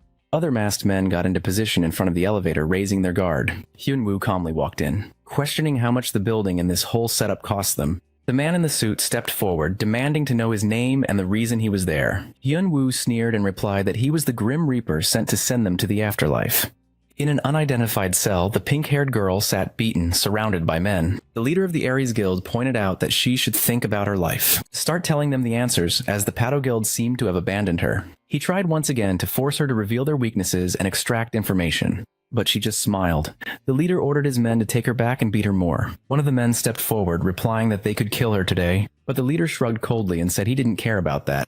Just then, the door burst open and Hyunwoo walked in. He looked around for the person who invited him, and then looked at the tightly bound girl. He wore a sad expression as he called out, accusing them of being busy with other guests after summoning him. The leader asked about his team. Hyunwoo replied that they were all napping in the back, just like the men inside the building. Hyunwoo gave the guy two choices: talk to him or get beaten to a pulp. The Ares leader ran out of the bunker. Looking at the men lying on the ground and panicking, another masked man tried to sneak attack Hyunwoo, but he caught him and kicked him away. The man groaned in pain as the leader looked around. Hyunwoo stared, pointing out that he only visited because he was invited, yet everyone was so hostile towards him, adding that it was starting to piss him off. The leader stared at him, thinking about how the men here were all B rank, and on top of that, all the killer hunters sent to capture Hyunwoo were on their way to becoming A rank hunters. While those guarding the bunker were A rank hunters, he realized that he already knew Hyunwoo was strong. But upon hearing the news of Hyunwoo clearing the rift alone, he assumed it was probably beginner's luck that helped him defeat a low-level boss. In reality, Hyunwoo was an S-rank hunter. Not only that, but a high-tier S-rank hunter. He started calculating his chances of defeating him in a fight with his mid-tier S-rank equipment, but Hyunwoo interrupted his thoughts, ordering him to hurry up and choose between the two options he gave. The leader's mind snapped and started running towards Hyunwoo while cursing him, but then came to his senses after taking a deep breath, and decided they would talk instead. They sat opposite each other at a round table. The leader reflected on the fact that he still had things to learn about other guilds, and until he figured out Hyunwoo's exact capabilities, it was best to handle the situation cautiously. Hyunwoo blinked at him, demanding compensation. The leader looked at him with a dumbfounded expression. Hyunwoo added that he wanted compensation for all the trouble caused by the Ares Guild, listing them sending assassins to kill him. Then the news channels blabbering about his alleged murder while they used the media to scare him. Hyunwoo added that he wasn't going to forget these incidents. The leader asked what he wanted, and Hyunwoo replied with a smile, demanding 10 billion won, along with a couple of their low-ranked dungeons. The leader snapped out of his shock and slammed his hand on the table, calling those demands ridiculous. Hyunwoo argued that they were perfectly reasonable since they were the ones who went crazy on him. The leader cursed him in his head while calculating that he could manage 10 billion won. But asking for 2 dungeons meant he wanted to take over their assets and new hunters. Hyunwoo added another 5,000 won for the leader's slow response. The leader calmed down and tried a softer approach. He said that if this was the amount Hyunwoo wanted, then their contract could offer him much more than that, and asked why he rejected them in the first place. He continued if Hyunwoo joined the Ares Guild today, all his needs would be met, every request fulfilled, because working together for mutual benefit was better than making an enemy of a famous guild. Hyunwoo laughed at his attempt to change the subject, and pointed out how the guild acted high and mighty, but engaged in such lowly behavior, like the pink-haired girl tied up over there, ending by stating that he simply wasn't interested in their proposal. The leader gritted his teeth, admiring his confidence. Hyunwoo stood up, giving him 10 seconds to decide whether the leader agreed to compensate, or Hyunwoo would kill him right there. Shihun heard the clicking of the door, assumed Hyunwoo had finally returned, and welcomed him. He looked up from his phone to look at his friend, only to see Hyunwoo carrying a pink-haired girl on his back. He was startled and demanded an explanation. Hyunwoo noticed his surroundings and realized the place was the 9th floor. Meanwhile, the scene shifted to Hyunwoo, who was standing next to Shihun. In front of them was an unconscious woman, plus Hyunwoo had received a huge reward, $11 million, and rights to 4 D-rank dungeons, and the woman is part of his compensation. Shihun wondered how the hero managed to take all of this from Seonu-hook, a man known for his greed and desire for control, which our guy explained in his calm manner that Seonu had no other choice if he wanted to survive. Still curious, Shihun glanced at the unconscious woman and wondered why Hyunwoo brought her along. Hyunwoo replied that she was a hostage and there was something private he wanted to confirm from her. Hearing this, Shihun found the reason slightly unusual, but chose not to ask further. After a brief silence, Shihun remembered that dungeon bosses were scheduled to respawn today. Since he needed to clear them, he prepared to leave, assuring the hero he would handle it. The protagonist told him to take care. When Hyunwoo was left alone, his eyes fell on the tattoo on the woman's body. The pattern felt strangely familiar, reminding him of a mask he once carved. Carrying words of emptiness and self-abandonment, the similarity unsettled the hero, making him wonder if it was truly a coincidence. Then he checked her info tab, and learned her name was Hong Lin, a young woman poisoned and resting. Nothing else stood out, but the strange connection still bothered him. He decided to wait for her to wake up before seeking answers. Hyunwoo stood still as a system alert suddenly popped up, stating that a new climber had begun moving through the 9th floor. Before he could react, another message appeared, inviting him as a guardian and warning that he would be teleported in 5 seconds. In a moment, our hero appeared in front of Eve, who had summoned him urgently. Then Eve told him that an important person was on the way, the next climber. Our guy tried to find out who it was and when they would arrive, but Eve couldn't reveal more because Hyunwoo's authority level was too low. Frustrated by the repetitive notifications and lack of answers, Hyunwoo lost his patience and attacked Eve. Eve insisted she wasn't hiding anything, and she called the hero just to warn about something more serious approaching. Furthermore, Eve explained that this climber would be far stronger than anyone Hyunwoo had ever faced, and he needed to prepare before they arrived. The most critical step, Eve told him, was to awaken his magical skills as soon as possible. Otherwise, he could be in grave danger. Our guy wondered if the climber was high rank, but Eve denied it, saying if such an entity appeared, it would bring total destruction. Even so, she explained that without magic, Hyunwoo would struggle to fight even mid-rank climbers. Hearing this, the hero tried to ask where the climber would appear and if another rift would open, but Eve hesitated and admitted she couldn't reveal that information, and explained that the form and nature of a climber depended on their power and achievements.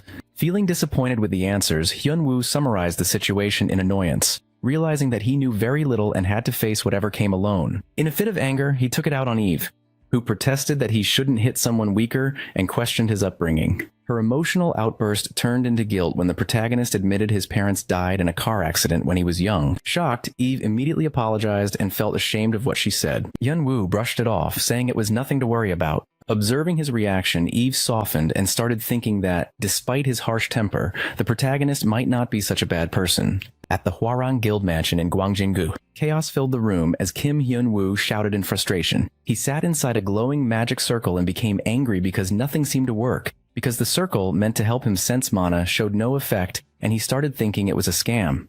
Hearing all this, Hanarin panicked and warned him not to break it since the circle cost 5 trillion won. Our guy stopped but remained skeptical and started wondering if he might simply be someone born without mana. Hanarin, a magician, insisted that it was nearly impossible, and admitted she had never seen a case like his, where even with her help and a mana-gathering circle, someone couldn't unlock their energy after so much effort. Midway through, Shihun walked in and noticed the atmosphere, and realized that even after 4 days, the protagonist hadn't managed to awaken his mana yet. The hero immediately assumed Shihun came to mock him, but Shihun denied it and explained that he only came to deliver mail sent under Hyunwoo's name.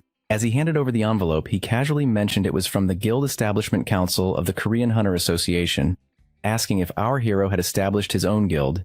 Hanarin was surprised to learn Kim Hyunwoo had formed a guild. Then she excitedly asked when that happened. The hero explained that after acquiring a dungeon, he decided to test some new ideas. Also, he proudly shared the guild name, which was Guardian, meaning protector. Both Hanarin and Shihun exchanged glances and admitted that the name didn't quite fit his personality.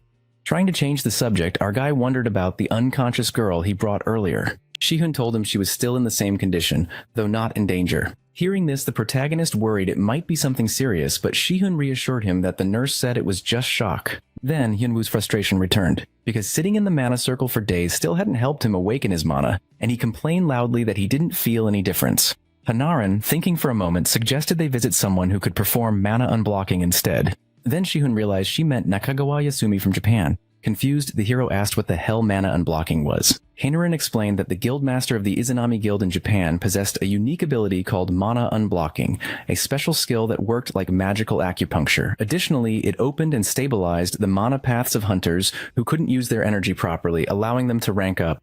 Hearing this, Hyunwoo grew hopeful and realized that there might finally be a way to unlock the power he had struggled to awaken. But the hero felt disappointed when Hanaran suggested going to Japan to meet the person who could help him unlock mana. The idea of traveling felt too tiring for him, so he complained that he was too lazy to fly that far. At the same time, in Tokyo's Suganami district, a battle was raging inside an intermediate dungeon. Guildmaster Nakagawa Yasumi from the Izanami Guild was leading her hunters, but things were getting worse, and her team shouted for help as a powerful enemy relentlessly attacked. Then she shouted for everyone to dodge as a massive force swept across the battlefield. Amidst the destruction, a grim, mysterious man stepped forward, and the hunters froze in fear. Nakagawa stared at him, trying to understand who he was. When she asked, the man calmly replied that many had called him by different names. Tower climber, destroyer, even demon. After a moment of silence, he revealed his true name, Heavenly Demon. A notification suddenly appeared announcing that a new climber had arrived on the 9th floor via a passage in Tokyo, Japan. Seeing this, Hyunwoo was dumbfounded, and the mention of a climber immediately grabbed his attention. Shocked, he ordered Shihun to prepare the car immediately. Furthermore, he learned the situation in Japan had descended into chaos because of the climber's arrival. News spread everywhere about casualty reports, emergency evacuations, and sightings of a mysterious man causing massive destruction in Suganami. While rushing out, Hyunwoo felt uneasy as he still hadn't learned to use his mana and wondered if it was really okay to dive headfirst into something so dangerous. Shihun was driving and became confused just minutes ago. Our guy stated that he was too lazy to go to Japan for mana training, and the sudden change baffled him. Hyunwoo brushed it off, saying that some other business came up and he might as well go now. Shihun asked if Hyunwoo had a passport. The hero paused, realizing he didn't, but with determination, our hero decided that whatever happened, he had to reach that climber. At the Japan Hunter Association branch, a tense meeting took place. Officials were shocked to see Nakagawa alive, as the news had reported her death in a battle against the Heavenly Demon. Hearing this, she explained that she had survived by using a powerful artifact. Others discussed the Heavenly Demon's overwhelming power, as Nakagawa's supposed death had been broadcast worldwide. No hunter was willing to step up and help. Even with several S-rank hunters gathered, they realized the result would likely be the same. Civilian casualties continued to rise, leaving them powerless to intervene. In the back, Nakagawa's eyes caught something unexpected on the screen. A familiar figure appeared amidst the chaos. Hyunwoo entered the zone and immediately saw the Heavenly Demon ahead. When he tried to use his ability, the system refused to activate, indicating that it couldn't work on a climber. Realizing this fight wouldn't follow normal rules, the hero studied the figure before him, sensing something ancient and unusual about him. Suddenly, the Heavenly Demon lunged forward, swinging his sword with extreme force. Hyunwoo reacted quickly, and dodged, shocked by the incredible speed behind the attack. Then our hero examined himself and muttered in frustration at the sudden attack. But before he could think further, the Heavenly Demon moved again. Indeed, to the naked eye, it looked like a single slash. But our guy could feel that it was actually made up of dozens of overlapping strikes, each capable of tearing him apart in an instant. He realized that if even one hit landed, he would be shredded into countless pieces. Despite the danger, Hyunwoo continued to study the Heavenly Demon's rhythm and look for an opening, and quickly concluded that staying close might be his best option because if he was close, the Heavenly Demon wouldn't be able to swing his sword freely. Acting on instinct, Hyunwoo moved inward, forcing the distance to close. Seeing this, the Heavenly Demon paused slightly, amused by Hyunwoo's choice to move inward. Furthermore, the Heavenly Demon wondered about Hyunwoo's identity, remarking that on the previous floors, no one had ever managed to challenge him. Meanwhile, far from the battlefield, the scene shifted to where Nakagawa and Shihun watched the situation. Reports confirmed that the rift appeared around 2 in the afternoon. Moreover, Nakagawa explained that the event happened so suddenly, and they still had no clear way to measure the climber's energy levels. After this, Shihun recalled how our guy left the airport as soon as he landed, and as he looked at the feed showing Hyunwoo standing near the distortion, he wondered if the protagonist somehow sensed where and when the rifts would open. Back in the fight, the hero struggled to comprehend the power he was facing, wondering if what he was witnessing was even a skill. The Heavenly Demon declared that nothing he used, his sword, lightning, or strength came from the artificial skill system used by others. Hyunwoo's instincts screamed at him to dodge. However, he realized that backing off would only widen the gap, giving the Heavenly Demon the advantage to launch stronger attacks, so he stood his ground, grabbing the Heavenly Demon by the collar, standing almost glued to him in defiance. Hyunwoo unleashed the Tyrant Fist. but wondered if it had any real effect. Then the heavenly demon stood firm and his expression shifted to genuine respect. For the first time, he admitted that his opponent was not only interesting, but truly respectable. Plus, Hyun-woo's strength had forced him to unleash his full power, something he hadn't done since becoming a climber. Also, he called Hyun-woo a guardian, acknowledging him as someone worthy of standing before him. As the heavenly demon's aura increased, he decided to end it and prepared another attack. But Hyun-woo realized what was coming and ran forward, knowing distance would only bring death and determined to close the gap before the heavenly demon could strike again. But the heavenly demon declared that this was why he was called the thunder god in the sky, because his sword turned into a radiant storm, and the lightning became fierce too. Indeed, the thunder god's sword struck down with unstoppable force. Shihun watched the scene in shock, unable to believe what he was seeing because the area hit by the heavenly demon's sword was completely obliterated, leaving no trace, and it was now clear to him too that the person fighting Hyun-woo wasn't just strong, he was a true monster. The heavenly demon noticed the hero still standing and acknowledged that his quick reaction had saved him. Also, our hero had managed to grab the heavenly demon's clothes during the attack and twist his body just enough to survive, though not completely unscathed. Then a strange energy began to flow through him and soon electricity spread throughout his body. The system activated, showing that Hyun-woo's mana had finally awakened. External mana forced its way into his body, rapidly increasing his strength, and pushed his mana level higher. The sudden surge confused him as he tried to understand what was happening. The heavenly demon looked at him, wondering if his luck would hold for a second time. Meanwhile, our guy realized something crucial, that the power and fighting style in front of him matched the legends he had read about. This man was not just an ordinary climber, he was the heavenly demon, the martial artist famous for reaching the peak through pure strength alone, the strongest of them all. The heavenly demon became impressed that he still dared to fight even after witnessing the power of the thunder god's sword, and also acknowledged Hyun-woo's courage but called it arrogance, warning that his current strength was not enough to defeat him. The hero admitted that the heavenly demon was right. With his current capabilities, victory was impossible. However, he also noticed that the heavenly demon's lightning had damaged his mana paths, changing something inside him. Indeed, the protagonist recalled his time trapped in the tower, where he had practiced countless martial arts. Among them was a legendary technique he could never master, the heavenly demon divine art, and it was said to be the ultimate martial art, making its user the strongest in the world. Furthermore, he explained that in the past, he didn't truly understand mana flow or how it connected to specific techniques.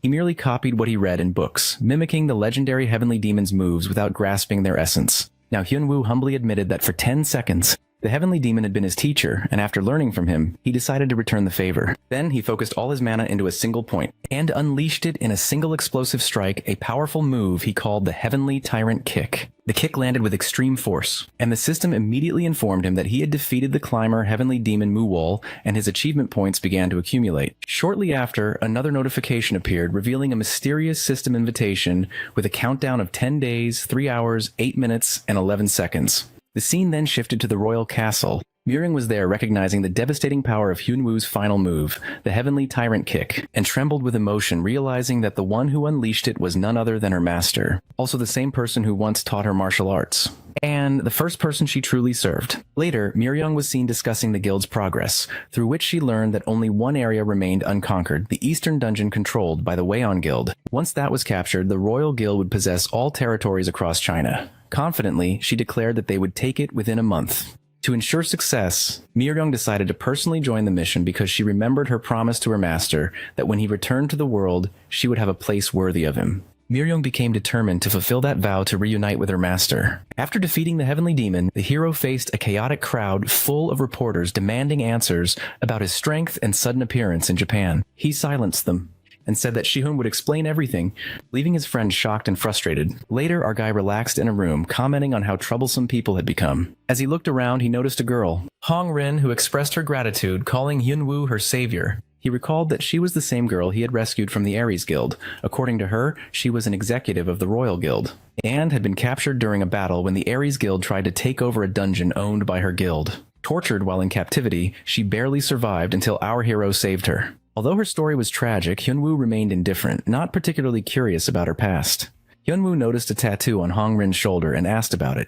She replied that it was the mark of Royal Guild executives, representing their position under the sky. Furthermore, she added that the guildmaster personally gave it to her, saying that no one in the world stood above them except for the one known as the sky. Hearing this, Hyun-woo was dumbfounded and suddenly shouted for her to stop, but she became anxious, thinking she had made a mistake. Actually, the hero realized the real mistake was his own from the past, and the words she repeated were exactly the ones he had spoken long ago, things he desperately wanted to forget. The protagonist recalled his past in the tower when he foolishly believed that enlightenment through martial arts would help him escape. Back then, he was immersed in his own dramatic fantasies, imagining himself as someone born of darkness and solitude, completely influenced by web novels and anime. Ashamed of his old mindset, he cursed and realized that the very words he once spoke had now become a tattoo, spreading his dark history. Our guy was certain that the person responsible was his former disciple, the same person Hong Rin served in the Royal Guild. Annoyed, he told her to pass on a message when she returned, that her guildmaster should never come looking for him again. A few days after sending Hong Rin back to China, Hyun Woo appeared on a popular hunter show hosted by Lee Ho-young. The audience immediately recognized him as the famous hunter Kim Hyun Woo. Shi-hoon was watching the broadcast, seemed surprised, and wondered why our guide decided to appear on TV, saying he didn't know what the protagonist was planning and whatever he did was his own business. During the interview, Hyun Woo explained that he came to make an announcement. He had established a new guild and was looking for members to join. Later, Shi-hoon commented that Hyun Woo could have found guild members in a more normal way. The hero looked at the overwhelming response that followed and admitted he didn't expect so many applications. Shi-hoon, uninterested in joining, reminded him that he wouldn't be helping. Hyun Woo simply accepted that. Hyun Woo started establishing the new guild and called on other guildmasters to help with basic setup tasks. They were surprised that someone of his status would ask them to handle such simple tasks, but our guy reassured them that in return they would be allowed to use his beginner dungeons when asked why he was establishing a guild. He explained that it was mainly to make money since he already profited from dungeon raids. Managing his own dungeon would only increase his income. Hearing this, Shi-hoon found it strange and pointed out that Hyun Woo had already made a lot of money, but our hero brushed it off casually. Then the recruitment process began and many hunters lined up to join. However, Hyun Woo was extremely strict. He rejected a famous C-rank hunter despite his good track record, stating that he simply didn't like his resume. The crowd was shocked, wondering what standards Hyun Woo was using. He reviewed the candidates' stats, which were all D rank except for luck being B rank, and concluded that even if the numbers were fine, he couldn't accept someone with a bad attitude and an egotistical personality. Hyun Woo reviewed a new skill he received after defeating the Heavenly Demon, and realized it could actually be useful despite his previous complaints about skills. The system, represented by Eve, congratulated his victory and explained that this time he was invited to upgrade his skills instead of just increasing his information level. Additionally, Eve mentioned that a new option had been added to his Information Authority skill, and notification performance had also been improved. At first, the hero seemed unimpressed, wondering what good a personality check upgrade was. But during the ongoing guild interviews, he found it useful. He tested the skill on potential recruits, seeing different personality types like opportunist, sacrificial, and friendship-based appear as results. Excited by this discovery, he quickly accepted all three types, relieved to finally find something practical. As long as his guild members did a good job, he was satisfied, especially since he didn't want to put in much effort himself. After finishing the brief guild interviews, Shi-hoon questioned if such a fast process was really okay. Hyun Woo replied that he only chose people he could trust not to steal money, and that was enough for him. When asked if he checked their skills, the hero admitted he didn't bother, stating that he would be the main fighter anyway. As the two talked, Hyun Woo realized that none of the applicants were S-rank. Shi-hoon explained that S-ranks were very rare, with only about 5,000 worldwide. The protagonist thought that sounded like a lot, but Shi-hoon clarified that being in the top 200 was an incredible feat, as those hunters were recognized and sought after everywhere.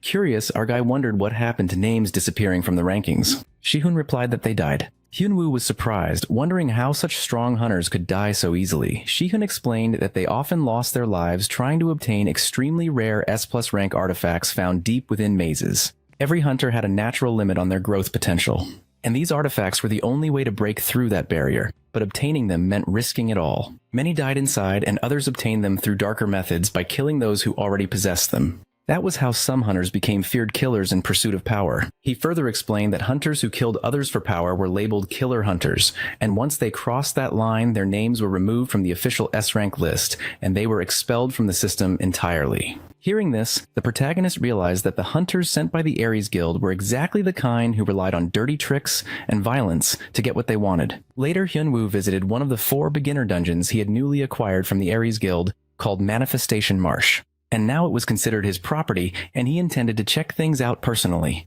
He casually stated that he would defeat the respawn boss and look around to see how profitable it could be. When he arrived at the entrance, the employee nervously recognized him and hesitated to let him in, muttering that the transfer process wasn't complete yet. Ignoring the awkwardness, Hyun-woo just walked confidently inside, declaring that since it was his dungeon now, there wouldn't be any problems. As he explored the dungeon, he felt something was off, and soon a stranger greeted him. The man introduced himself, saying he was indeed sent by the Ares Guild, but wasn't one of their people. Then he mentioned a notorious group called Pandemonium, a faction of hunters famous for killing their own kind. A group of deadly mercenaries named Pandemonium emerged, consisting of former top S-rank hunters taking high-paying assassination jobs. They carried a terrible reputation, and Hyun-woo heard the names of their prominent members. One of them, Anya, boasted about being a powerful magician and claimed responsibility for killing high-level targets. Hyun-woo stayed calm and asked blunt questions to test her, which only angered the group more. Also, Anya used a binding spell to try and stop him. But the situation quickly turned violent as the mercenaries rushed to attack. The scene shifted to Shanxi, China, deep within the hidden underground city of the Weon Guild. Miryong arrived, unimpressed, despite hearing it was one of the guild's main bases, where she faced Asura Demon Lee Do Cheon, ranked 82nd among S-rank hunters. His pride flared at her attitude, but she easily dodged his attack, leaving him stunned. Deciding not to waste time, she used a powerful technique to finish him off, wanting to see her master as soon as possible. Before leaving, she delivered a message he once gave her not to look for him. Although heartbroken that someone else met him before her, she found comfort in knowing he was waiting too. With quiet resolve, she vowed to prepare everything for his return and fulfill her promise, ready to take whatever was necessary for her master's sake. The scene switched and Hyun-woo returned to the Hwarang Guild with a surprising guest, Anya, a former top S-rank magician who had fallen in with the Pandemonium mercenaries. Hanarin was shocked that he brought such a criminal, while our hero explained that he beat her teammates to death and captured Anya alive. Horrified, Hanarin realized those assassins were from Pandemonium, a group of elite former S-rank hunters known for always completing their kills. Furthermore, she couldn't believe Hyun-woo managed to take down such strong enemies, especially since his stats were never at their level. The protagonist admitted even he found his stats weird, but since the information screen confirmed it, he didn't bother questioning. Also, he joked that asking Eve would only lead to the usual lack of authority response anyway. Then our guy told Hanarin not to worry about Anya, explaining that she was the type to value survival above all else, and if threatened, she would obey anything to save her life. Terrified, Anya constantly begged for mercy, promising that she could craft items and draw all kinds of magic circles without using basic magic. Hyun-woo checked her information screen, which listed her personality as survival-focused, confirming his assumption and deciding to give her a chance to prove herself. Since she mentioned she could work without using a staff, Hyun-woo gave her a set of powerful items, an S+ grade staff and an S+ grade robe taken from one of her fallen comrades. Hanarin became shocked after hearing the mention of the equipment's grade. The staff and robe he just gave Anya were both S+, something extremely rare even among top hunters. Before she could ask further, Hyun-woo told her to watch over Anya while he went out. When Hanarin asked where he was going, our guy simply replied to return the favor since he had received a gift, and it was only fair to give one back. Shortly after, he arrived at a heavily guarded area belonging to the Ares Guild. Guards blocked his path, warning that outsiders weren't allowed inside unless they were guild members. Ignoring their words, Hyun-woo calmly asked if Seonu-hook was there. Then he raised his weapon, a club called Justice, and declared that he came to give Seonu a gift and warned the guards not to complain later about getting hit by it, clearly ready to retaliate against the Ares Guild in his own ruthless way. The hero stormed into the Ares Guild building, swinging what looked like a harmless toy hammer, yet every hit sent people flying. Guild members panicked, completely unable to understand how they were being crushed by something so ridiculous. Our guy mocked them as they tried to resist, teasing that anyone standing in his way should be prepared to die. Fear spread quickly, and someone rushed to alert the branch director, Hook Seonu, that Hyun-woo was attacking everyone in the guild. Inside the office, Seonu was both furious and terrified, and realized that if word got out that the mighty Ares Guild was taken down by a toy hammer, their reputation would be destroyed. Worse, news channels were already covering the bizarre incident, calling it a national embarrassment. In the room, Seonu considered calling headquarters for backup, but he hesitated. If he did, they would see him as incompetent and question his leadership. Before he could decide, Hyun-woo casually walked into the office, greeting him as if visiting an old friend. Without waiting, the protagonist raised the toy hammer again, reminding Seonu of the damage compensation issue from earlier. Plus, he scolded him for sending assassins like Pandemonium, asking if Seonu wanted to die. Realizing resistance was futile, Seonu quickly changed his tone, offering cooperation and asking what Hyun-woo wanted for compensation. Hyun-woo told him to prepare 20 billion won, leaving Seonu cursing in disbelief. Later, Hyun-woo forced Seonu to agree to the massive payment and warned him to think twice before sending assassins again, or he would make them pay.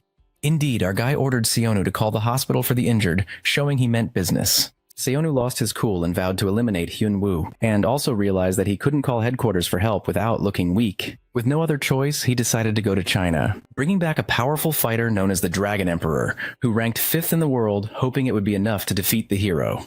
The scene shifted to where on the 8th floor, Gei stood over the defeated Guardian and claimed the final city as promised. The Guardian pleaded and fought back weakly, but Gui advanced one step at a time, ignoring the pleas. With each slow step, the Guardian screamed and fell, and until the assault ended at the 5th strike and the Guardian was finished. Gai laughed that the victory felt more like a sweep in 5 steps rather than 10, and told everyone to proceed and enjoy the next floor. News exploded following Hyun-woo's assault on the Ares Guild. Live reports showed dozens of ambulances at Ares, and numerous guild members rushing to the hospital while CCTV and social media spread footage of Hyun-woo using a toy hammer.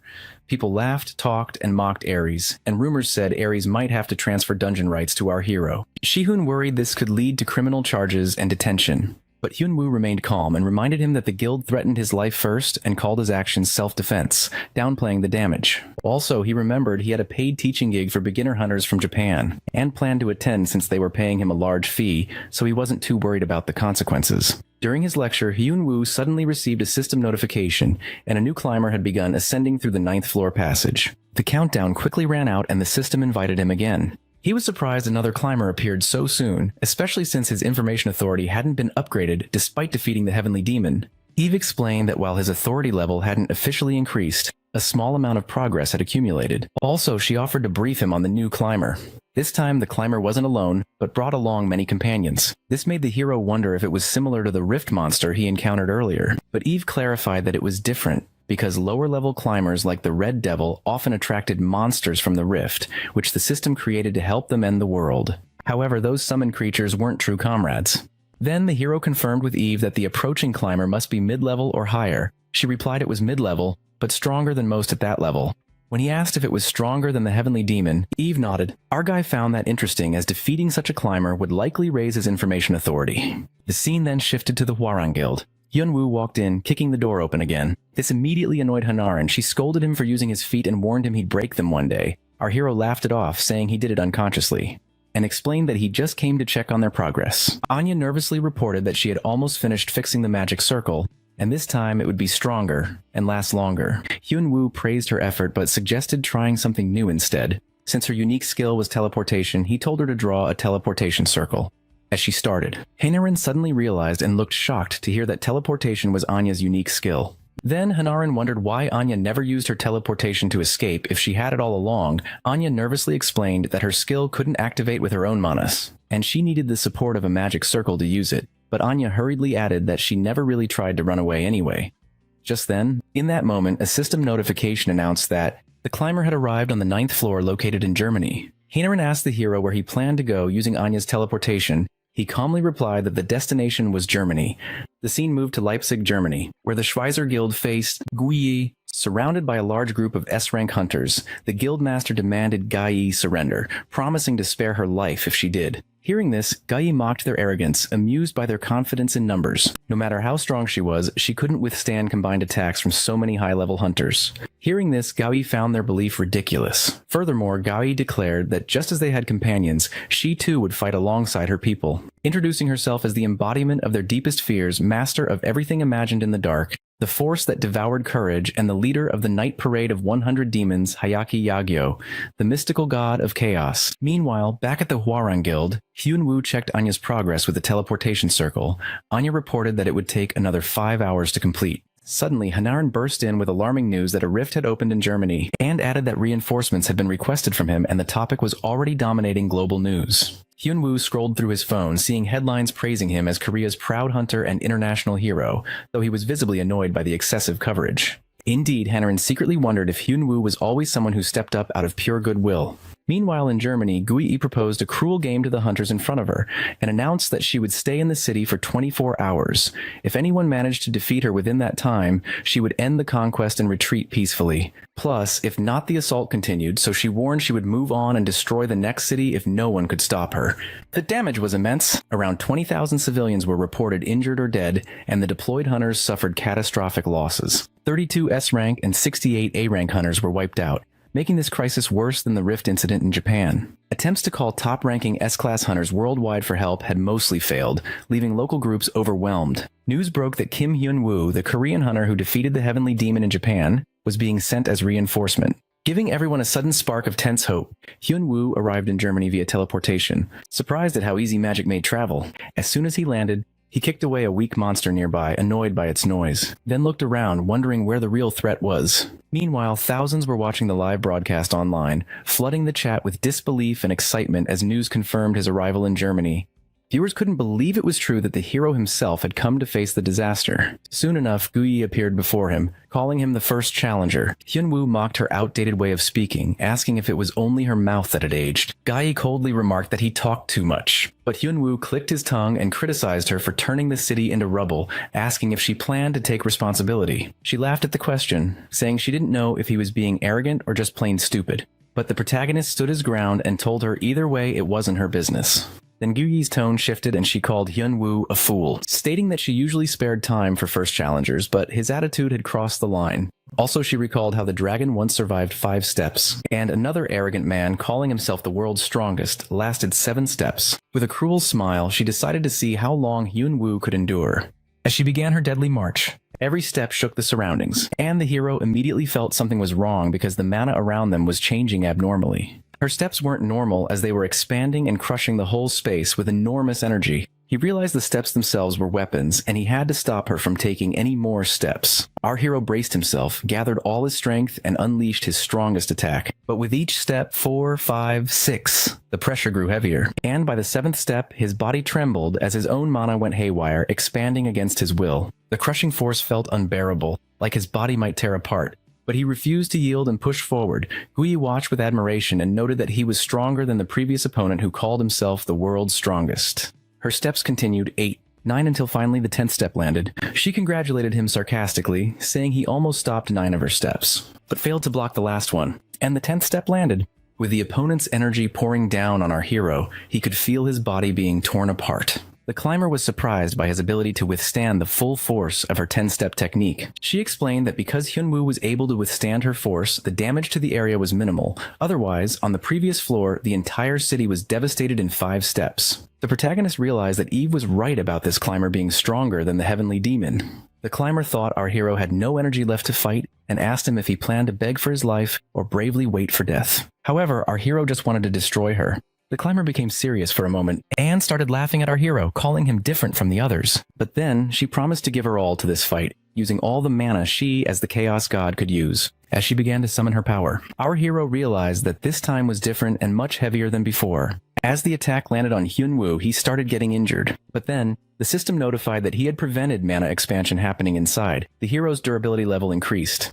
Seeing it was at S level before, and he could withstand the abnormal damage earlier, the hero felt confident that with this level increase, he could definitely withstand the next blow. Just then, the system notified again that external mana was forcibly entering Hyun-woo's body, and his mana was being forcibly awakened. Suddenly, his mana rank increased too. The hero realized the same thing happened with the Heavenly Demon. He started smiling with joy, trying to come up with something to do. Suddenly, he remembered his tens of thousands of masters in the tower. All those characters from web novels, comics, and anime were just fictional characters combined together. But for the protagonist, they were his masters. From his masters, the hero had learned the Destroyer's technique. It was used by Asura to stop the demon god in mythology. The hero started focusing on his technique and saw energy summoning. The climber was shocked, seeing 4 arms created behind the hero. The monster realized that she was being overconfident and she needed to end the fight quickly. She started her steps, but the magical hand grabbed her leg before she could even count a step. She tried to escape and took a second step, but our hero grabbed her other leg too. The Chaos God became angry and continued her steps. Her 10-step destruction skill was a stacking skill that didn't weaken just because she failed to take a step. She tried to stack it again, but the hero refused to let her complete. She realized that her power was no longer stacking and became angry that the hero could actually stop her. She proceeded with the 4th step, and energy poured down on the hero again. The climber started bragging about her power, thinking that her power must be crushing the protagonist. As she took the 5th step, laughing in his glory, Hyun-woo stepped on her leg and told her that her power was worse than the previous one. The Chaos God was too shocked to say anything. Our hero took his turn to show her what true power was like. He used the martial art Void Punch, and the climber was shocked seeing the absolute power in front of her. The protagonist used the Void Punch to end the game, and as the energy poured down, the mysterious Chaos God was dumbfounded in shock. Seeing her life end in an instant, suddenly the system congratulated Hyun-woo for capturing the mysterious Chaos God, and invited him. The hero was teleported to Eve, who welcomed him and thanked him for taking down the Chaos God. She informed him that as a result of the fight, his information authority had now increased from low to low mid-level. Eve informed the protagonist that she invited him here to notify him about the authority promotion. Hyun-woo realized that this was the first time he was summoned after taking down a climber, but his assistant just wanted to notify him as soon as possible. The protagonist realized that the room had gotten bigger than before. Eve explained every time he gained authority by defeating a climber, her room changed too. She added that his new upgrades also included the ability to decorate the room. By imagining the room interior and pressing a button, the hero could turn the space into his imagination. He pressed the button, and the room suddenly changed into the first floor of the tower, startling Eve. He pressed the button again, and the space turned into his room. Eve was amazed at the room's decoration because even though she knew how to use the button, she didn't have the authority to do it herself. It was her first time seeing a room on the 9th floor. The hero started pitying his assistant as she explained that she had been in this room ever since her creation, and she just slept on the desk when tired. With increased authority, Eve explained that the hero's information authority and notifications along with entry skills were also upgraded. With this entry skill, the protagonist could enter the space without an invitation once a day. This skill could be convenient for Hyun-woo, allowing him to ask about everything when he had something. Hyun-woo checked the information window after the upgrade, and noticed that his stats on the screen seemed significantly lower than his actual stats. With only low-mid authority, Eve could only explain some parts of it.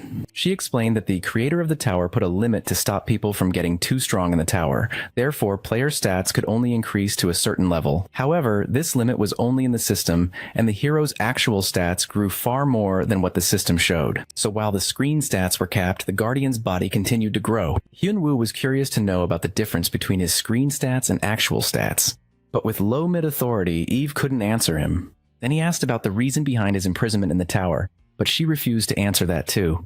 Angry and eager to quickly increase his information authority, the protagonist asked when a high-level climber would arrive, but all Eve could tell him was that it would end the world. Meanwhile, at the Wheon Guild building in Shanghai, China, Myeong grabbed Hyun-chun by the throat. She was disappointed in her opponent's strength because she found him interesting as a top executive of the guild, but now he was too boring for her. She threw Hyun-chun out of the building and turned to Cheon-young. He told her that he had prepared the high-definition video of the protagonist's Germany Rift battle. Myeong watched the footage and saw the hero's Void Punch. She started blushing and giggling. She felt happy seeing her master was still as she imagined, and asked Cheon-young for details on her guild situation in the region. The assistant replied that the Royal Guild currently owned over 92% of dungeons, and the rest were also owned by those obedient to the Royal Guild. So the guild had complete ownership of all dungeons in China. Hearing this, Myeong felt relieved that her vow was fulfilled. Myeong fell into reminiscence, recalling her days with her master in the tower before leaving. She promised to save him a seat in a high place. Looking back, she now felt confident that it was time to see her master. Meanwhile, the hero received a reward list from Germany asking him to live in their country. Shihun read the list and saw Germany offering complete tax exemption along with a house, car, and guild office. Seokwang Hyung found these rewards weirder than those from Japan and asked about the Heavenly Demon's sword earlier. Seo-yun was annoyed to learn that Shihun got it instead of her, but the hero reminded her of the magic circle and item from the killer hunter he had given her. However, Seo-yun was still curious why the protagonist kept going around stopping rifts, and her friends shared the curiosity. Hyun-woo replied he had no reason except that he liked beating people who pretended to be strong. In the meantime, the hero reflected on how the tutorial tower appeared randomly with monsters and summoned people in. He was forcibly summoned during the first round and was stuck there for 12 years. He had broken it more than 1,000 times from the first floor to the 100th. All the teammates who joined him left while he was constantly forced back to the first floor. Hyun-woo intended to find out the reason behind his confinement. After 3 rifts, his authority had increased from the lowest to low mid-level. The protagonist's friends noticed his long face and felt like he was worried about something, but he reassured them that he had nothing to worry about. 10 days after the mysterious Chaos God was defeated, Lee Hae-young, the host of Understanding Hunters, went live with our hero as a special guest. She asked for his comment on some things he said during past press conferences, but the hero replied that he said nothing but facts. Lee Hae-young took the answer enthusiastically and proceeded to her hot topic. She played footage where the hero was asked to explain his unique skills. The protagonist nonchalantly replied that he didn't even have normal skills, let alone unique ones, and all he used was martial arts he created in the tower. The footage ended and the host excitedly announced that because of this, the martial arts community had started to rise again. Then she introduced her two guests, martial arts masters, for advice. The hero turned to look at the martial arts masters with excitement. The masters bragged about their ability to use the blue dragon sword and practical martial arts, claiming it turned one's body into a weapon. The hero stomped his foot down in annoyance because they were using his name to sell their scams. He pulled the sword out to clarify the situation, and called out the scammers for using his name without knowing anything about martial arts. He reminded them that he was simply strong, and martial arts were not why he was a strong hunter. The crew continued filming as the hero proceeded to show his skills. He held the sword, and the martial arts master was surprised to see his attacking dragon stance. The hero told everyone to watch closely how he used the sword. He remembered the web novel he read and decided to try it. He swung the sword and released a blue dragon beam, shocking the entire crew. He once again reminded everyone that he was strong and warned them not to mess around using his name. The protagonist was about to leave when the girl at the computer desk spoke up. At first, he didn't recognize Anya with her changed face. He asked her if the work was acceptable, and Anya, terrified, answered yes. Hyunwoo made it clear that he hated his enemies, but he let her live because she was handy. He made it clear that he would treat Anya as a normal hunter. Anya hesitantly replied that it was great, and the hero reminded her to stay like that without betraying him or running away. He told her to tell him anything she had and left. During her 10 days working in the guild accounting department, Anya found the workload good, but she wondered if living like this was okay. Suddenly, a fax arrived regarding dungeon transfer issues. Meanwhile, at Incheon Airport, Chun Myung warned the branch that making a request to the Royal Guild was too risky. They thought that the hero took their dungeons and money, along with his dungeon control. Seonuhook lost his power along with it. He assured Chun Myung that he would do anything to kill Hyunwoo. Seeing the branch director, Chun Myung knew that he wouldn't back down. With the monopoly ended, Seonuhook didn't care if a few more dungeons were taken away. He had brought everything he had and was willing to give any dungeon, money, or artifacts to lure and kill the hero. The founder of the Ares Guild, Martin Brand, learned about Seonu transferring some dungeons to the guild. The assistant called it the branch director's mistake, but Martin only accepted mistakes if they were corrected. So he considered a mistake reported to him before being corrected a failure. The assistant apologized, but Martin assured him that Seonuhook was the one who made a mistake, and failures like him were not needed in the guild. The assistant now understood he had to correct the mistake, and while he did that, his boss planned to take back his dungeons. In China, Seonu stood outside the Royal Guild building. The guild master had invited him to see the face of the requester, and he wondered why that was, since Chun Myung was the one who contacted them. Seonu started wondering if making a request to the Royal Guild was risky. However, he stayed committed as long as it helped him get rid of his enemy. Just then, the guard invited him in, and Seonuhook smiled, thinking it was the end of Hyunwoo. Seonuhook walked through the gate where the guild master of the Royal Guild, Miryong, was sitting. However, when he walked through the gate, he was surprised to see a girl sitting on the throne. He bowed to her with respect and introduced himself. Miryong confirmed with her guest about the request to kill a person, but as Seonu tried to say the name, a sudden fear gripped him, warning him not to say the hero's name. But he knew that he would die anyway if he returned empty-handed. So he told the Dragon Emperor that he wanted Hyunwoo dead and promised to pay her 80 trillion won and 20% of Ares' Korean branch dungeons. Miryong exploded with anger hearing her master's name. She attacked Seonu, causing an explosion. Seonu sat trembling, confused, wondering why someone who owned the whole of China would react like that. Hearing her call the Hero Master, he begged Miryong to stop and told her she was mistaken. After confirming that Miryong thought Hyunwoo was her master and she had met him in the tower, Seonuhook realized that he had a way to get out of this. Seeing she was from Korea, he told her that Hyunwoo was not her master. He explained that all 158 towers were designated to different areas. The one in Korea only summoned people from Korea, while those in the US were divided throughout the states. Seonu explained that since Miryong was from Korea, she could never have met Hyunwoo because he was stuck in the Korean tower for 12 years. Miryong hit Seonu again, angry that he said she was mistaken. She assured him that she was not mistaken because she didn't complete the tower in China. Back then, she followed her father's orders to go to Korea and got dragged into the tower there. Seonu tried to convince her she was mistaken, but it only insulted the Dragon Emperor more for denying her master. Miryong built her whole appearance like what her master wanted. Her long hair, the mark of her master carved on her back, and even her name. By denying her master, Seonuhook denied her. The Dragon Emperor started to get angry and intended not to let him die peacefully. She decided to punish Seonuhook for trying to kill her master and denying her to save himself. Meanwhile, the hero and his assistant enjoyed TV in Eve's room. At first he thought his skill was pointless, but now he was catching up on all the dramas he wanted to see. Eve asked him to make her a PlayStation because she could only maintain the system but couldn't create objects. The protagonist made her a PlayStation, and Eve hugged him in excitement. Seeing her happy, he felt like he had a daughter. Then Eve proceeded to tell him something, but warned that she could also be mistaken. Suddenly, the protagonist was teleported back to his friends. They found him completely frozen and not eating.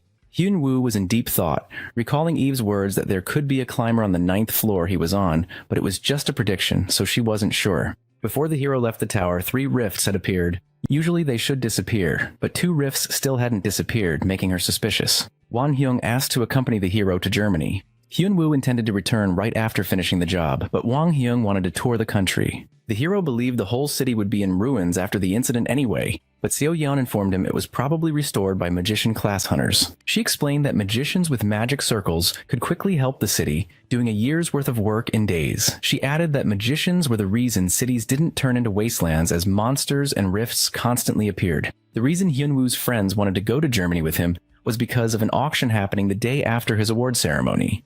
They explained to him that the International Hunter Association was holding an auction in Germany this year.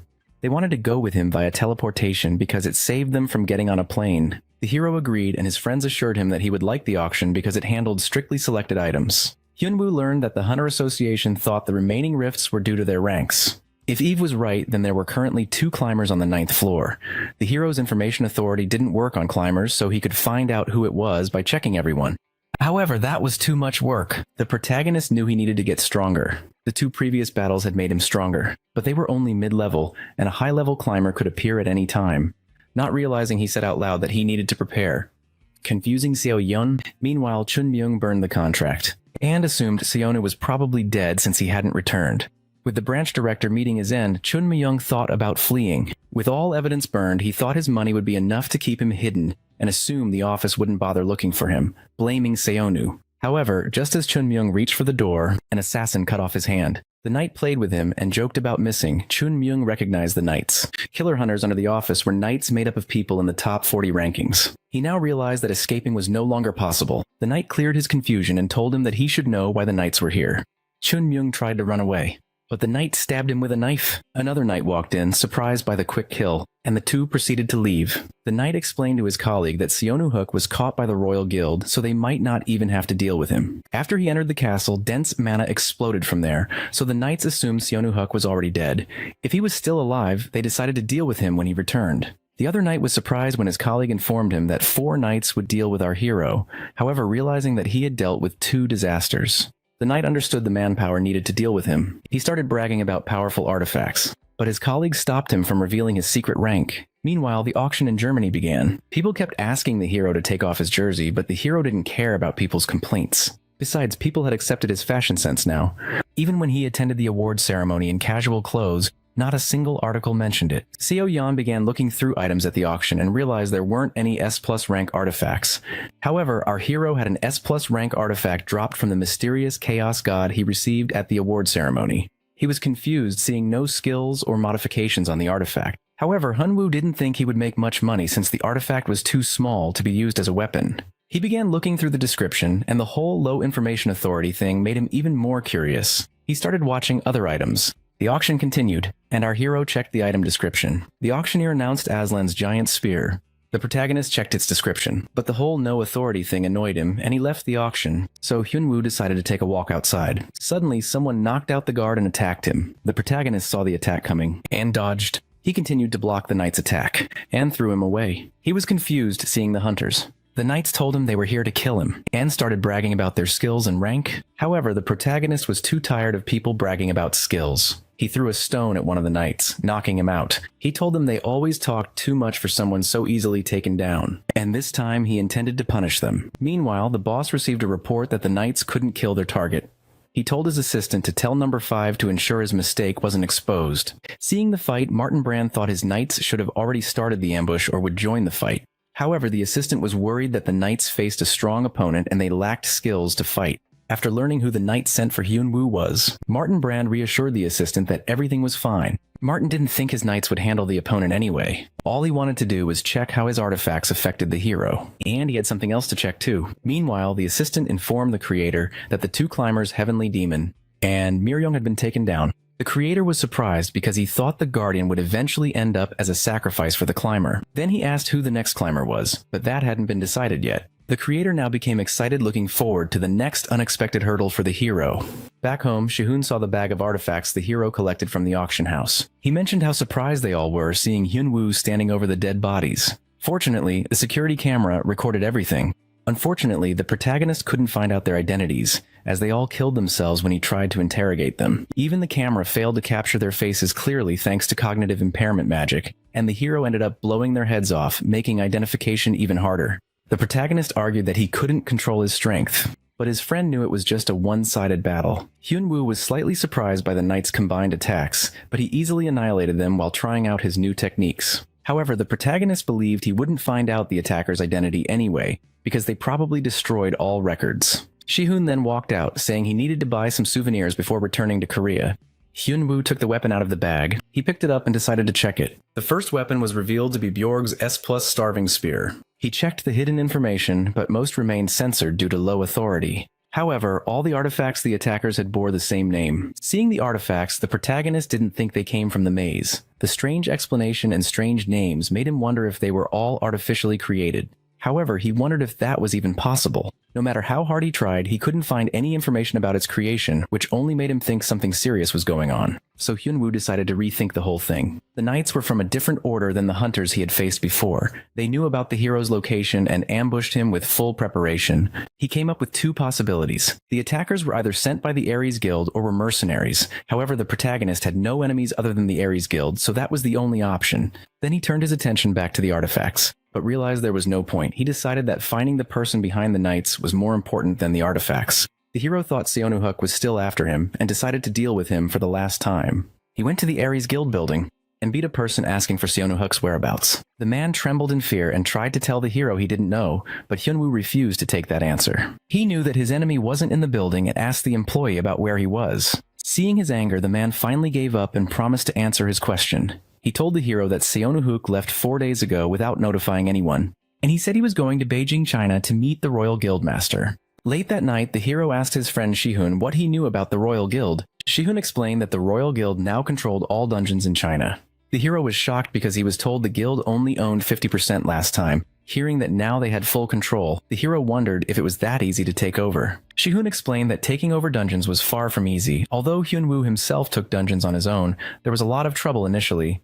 But in China, force was all that was needed. The protagonist thought this just meant the strongest ruled, but his friend replied that China wasn't always like that. He added that initially all dungeons belonged to the country, so the transfer process was complicated. However, 3 to 4 years ago, it all suddenly changed. The rumor was that the one who changed the law like that was the Royal Guildmaster. All of this happened at the right time. The Royal Guild appeared right after the law was changed and started expanding. The hero deduced from that the Royal Guildmaster was already a big figure in China before the whole thing, but rumors couldn't be trusted. Hyunwoo started thinking about whether he ever discussed the outside world with his disciple, and decided to recall his conversations with her. He remembered Miryong kneeling in front of him, talking about who she was, but he just shut her up. The hero told her she was his disciple. She tried to resist, wanting to go with her party to survive, but he refused to listen. During training, when she stood in front of a monster, she begged her master for help, worried she would die. The hero assured his disciple that he wouldn't let her die and that he would protect her. When Miryong completed the tower tutorial, she didn't want to leave because she wanted to learn more from her master, but the protagonist told her she didn't need lessons anymore. She wasn't the weak girl she was before, and no one could force her to do anything, so he told her to leave and never forget her lessons. He told her that there was nothing except him above her, and everything was below her. The protagonist now realized that everything he said was nonsense. He tried to remember what the girl told him, but he couldn't recall because he just ignored it, realizing he couldn't remember much. He asked his friend for any further information. Shihun explained he didn't know much, except rumors saying the guild was like an empire, so the hero stood up and prepared to leave for Beijing, China. Meanwhile, at the Royal Guild Palace, China, Miryong slept on her bed, reflecting on her life. It had been 4 years since the tower. It changed her because for the first time, she knew how weak she was. When the tower broke her spirit, she met her master. Miryong lived like a doll and spent money as her father, and the political world told her to. The master gave her affection. Unlike her father, who didn't care about her, Miryong's master taught her to stand on her own and save herself. With no forces left in China to oppose her guild, she looked forward to seeing her master again. She looked up at the sky, waiting for her master to arrive. At a hotel in Beijing, Knights 5 and 8 panicked as they were told to hunt down the man who killed their other comrades. They were afraid to face him, but they had no other choice as they had to prioritize their mission. They decided to stay in China to kill Seonuhuk first. but wondered why the boss ordered them to stop the hero. Number 5 and 8 knew the man they had to hunt was too strong, and Knights 1 to 3 would be perfect for him. There were 10 members in the Ares Knights, each numbered according to their strength, but that didn't mean those at the bottom were weak. Rather, their strength was enhanced by artifacts. However, they knew it was best not to mess with someone who killed 4 knights so easily. Suddenly, they felt an earthquake, and a man was smashed into the wall. The knight turned back to hit the intruder, but the intruder knocked him down too. The knight raised his sword to block the attack, but the attacker smashed his sword. He questioned them about killing Chun Meiyong. The knight was confused, and suddenly all swords pointed at his face. The man grabbed the knight's head and smashed him into the ground. Since the knights killed Chun Meiyong, whom the guildmaster was supposed to kill, the fighters had no choice but to capture them. The next day at the Huarong Guild training room, Seo Yan told the hero that he shouldn't go if he didn't want to. However, the hero himself didn't go through a bad phase because his parents died when he was in his teens and he was too focused on surviving. But he became dark while in the tower, which wouldn't have been a problem if it hadn't escaped the tower, but the problem was that his disciple was spreading that darkness all over China. The hero saw the Royal Guild news, but quickly ignored it, focusing on dealing with Seonu Hook and returning soon. However, Seo Yan's concern was that teleporting to another country was illegal immigration, but the hero ignored her concerns, stating that he wasn't going on a vacation. While Seo Yan worried that he might cause new problems, the hero left via the teleportation circle, and Seo Yan worried that he might not handle things on his own this time. Then she turned her attention to the girl performing the teleportation and saw how tired she was from working overnight. She went to the girl to ask her about something. Meanwhile, the protagonist arrived at the Royal Guild Palace in China, and to his horror, his words to his disciple were written on the gate in bold letters. Suddenly, guards walked in and deemed him an intruder. The hero realized that he couldn't leave things like this, and took a huge jump over the wall, intending to destroy everything, and then kill Seonuhook. He broke the board with his words on it. The guards called for backup. Hyunwoo ran towards the guard, recognizing his mask. Upon approaching, he was shocked to see them using his technique. It was all just a concept, but the techniques used by the protagonist were actual martial arts. He was surprised that his disciple had taught them everything. Realizing how wrong it all was, Hyunwoo suddenly stopped and began moving around using his technique. The guards saw the hero suddenly disappear and appear in front of them. He used the Demon King strike and sent everyone flying. However, this time he controlled his power so no one died. Suddenly, Miryong called the hero master as she walked behind him. She recognized his martial arts, techniques, and posture, and the gaze looking through her. She walked to him and asked the hero if he was her master. Hyunwoo spoke up and called her disciple. Miryong did everything for her master. She changed laws and people, created a guild, and the names she learned were useless. She did everything for her master, who was currently standing before her. She bowed to the hero, counting every day and second she waited for him. The guild master of China's largest guild, ranked 5th in the world, the Dragon Emperor, bowed to her master. Miryong took the hero to the throne and invited him to sit, seeing his disbelief. She thought he didn't like the chair and told him she would execute the person who made it. Hyunwoo was shocked at the girl's words and ordered her to stand still. He sat on the throne and saw its luxury. He wondered how much money was spent on it. He wondered why he was sitting on the throne, as he wasn't this type of person. But Miryong's obedient look was too much pressure for him. The protagonist wondered why this girl was like this, because their relationship wasn't like that.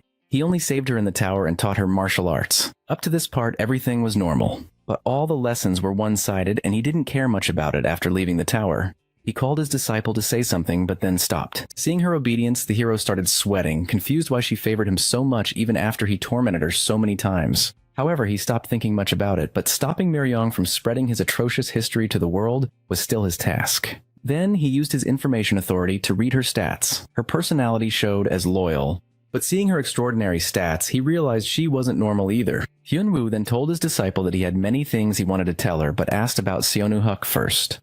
Meanwhile, Seonuhook lay crying in pain. As the hero noticed his wretched state, Miryong explained that she dealt with him for trying to assassinate her master, making the hero happily excited. The protagonist kicked Seonuhook to wake him up.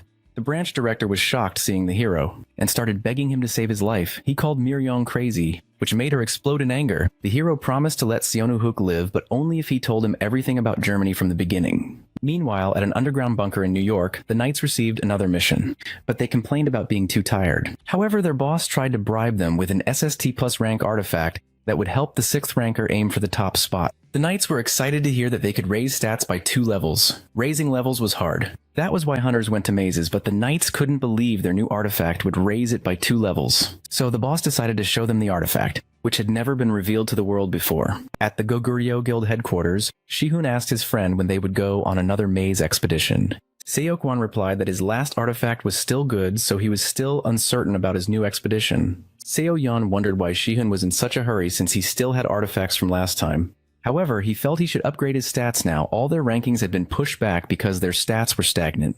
Seok-wan argued that they were just focused on maintaining the guild. However, Shihun felt smaller after being next to the hero. At the Royal Guild, the disciple led the hero to the Ares Guild assassins. Having finished his part, Seonuhuk asked if he would get to live. The hero assured him he would live, and asked the disciple about the prison in the building's basement. Miryong explained that the prison was made by modifying a D-rank rat dungeon.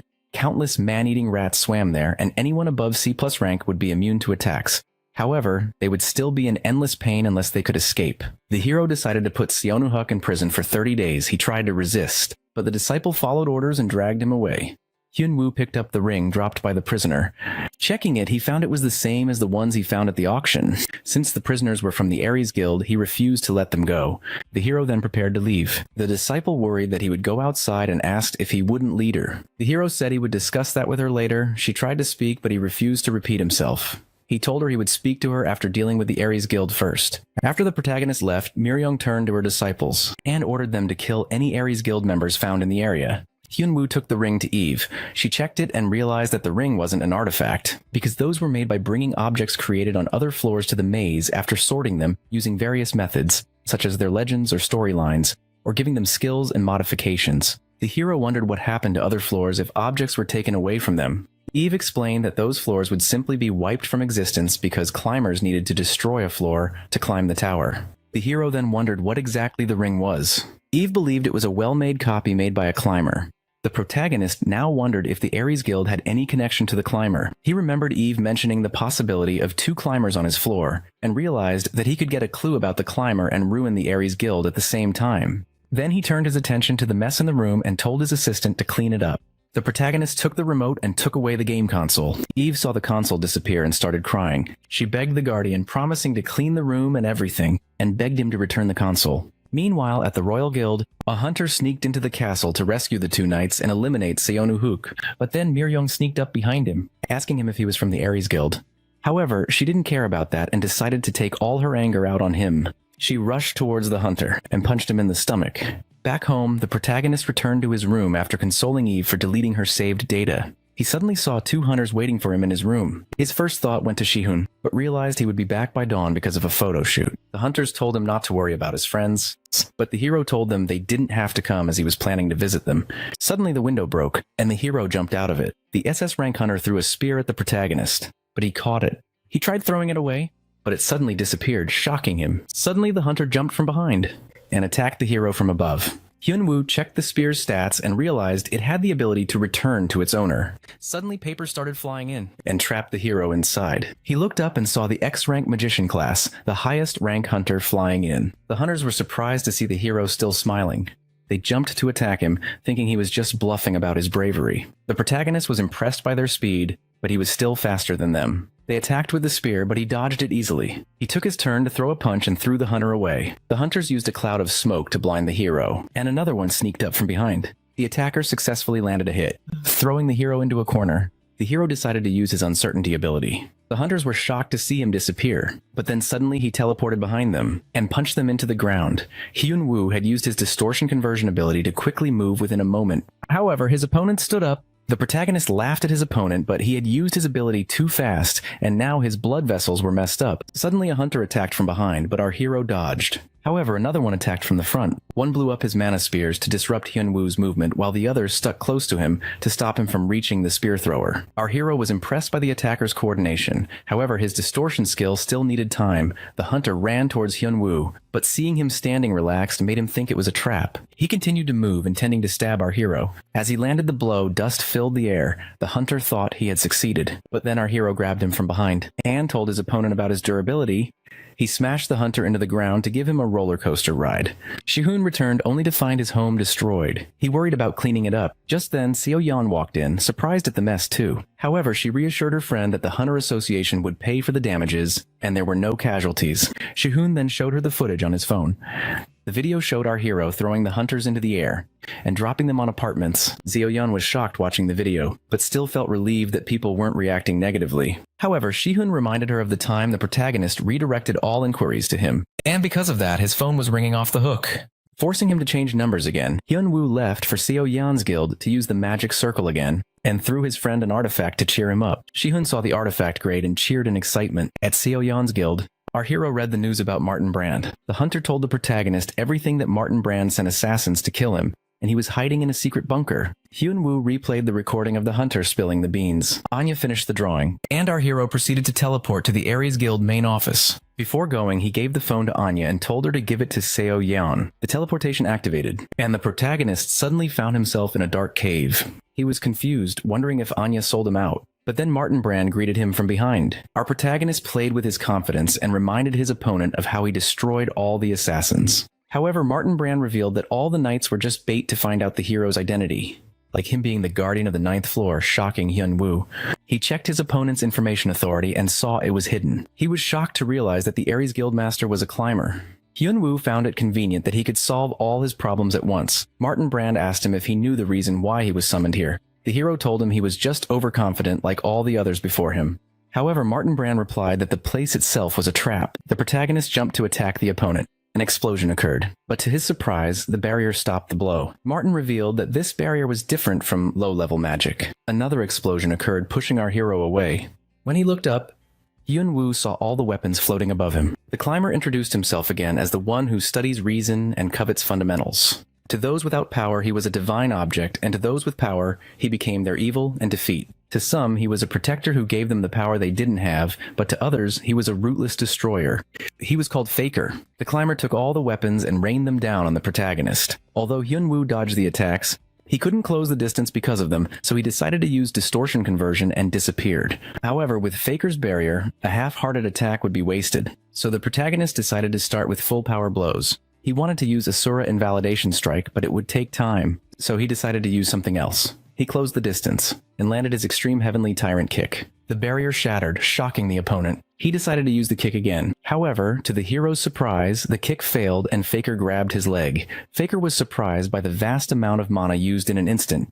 He threw a punch, and threw our hero to the other end. Hyun-woo was confused, realizing that he couldn't draw mana. Faker revealed that the room was in a mana-frozen state, because he had been watching our hero for some time, looking for the guardian of this floor. Faker began to explain how he found out through the hero's battle with the knights that he needed mana to use his skills. The hero didn't take Faker's explanation seriously, and ignored them as the mana restrictions applied to him as well. However, Faker could still use his artifacts. He threw artifacts at the hero. Hyun-woo tried to escape, but realized that he couldn't use distortion conversion.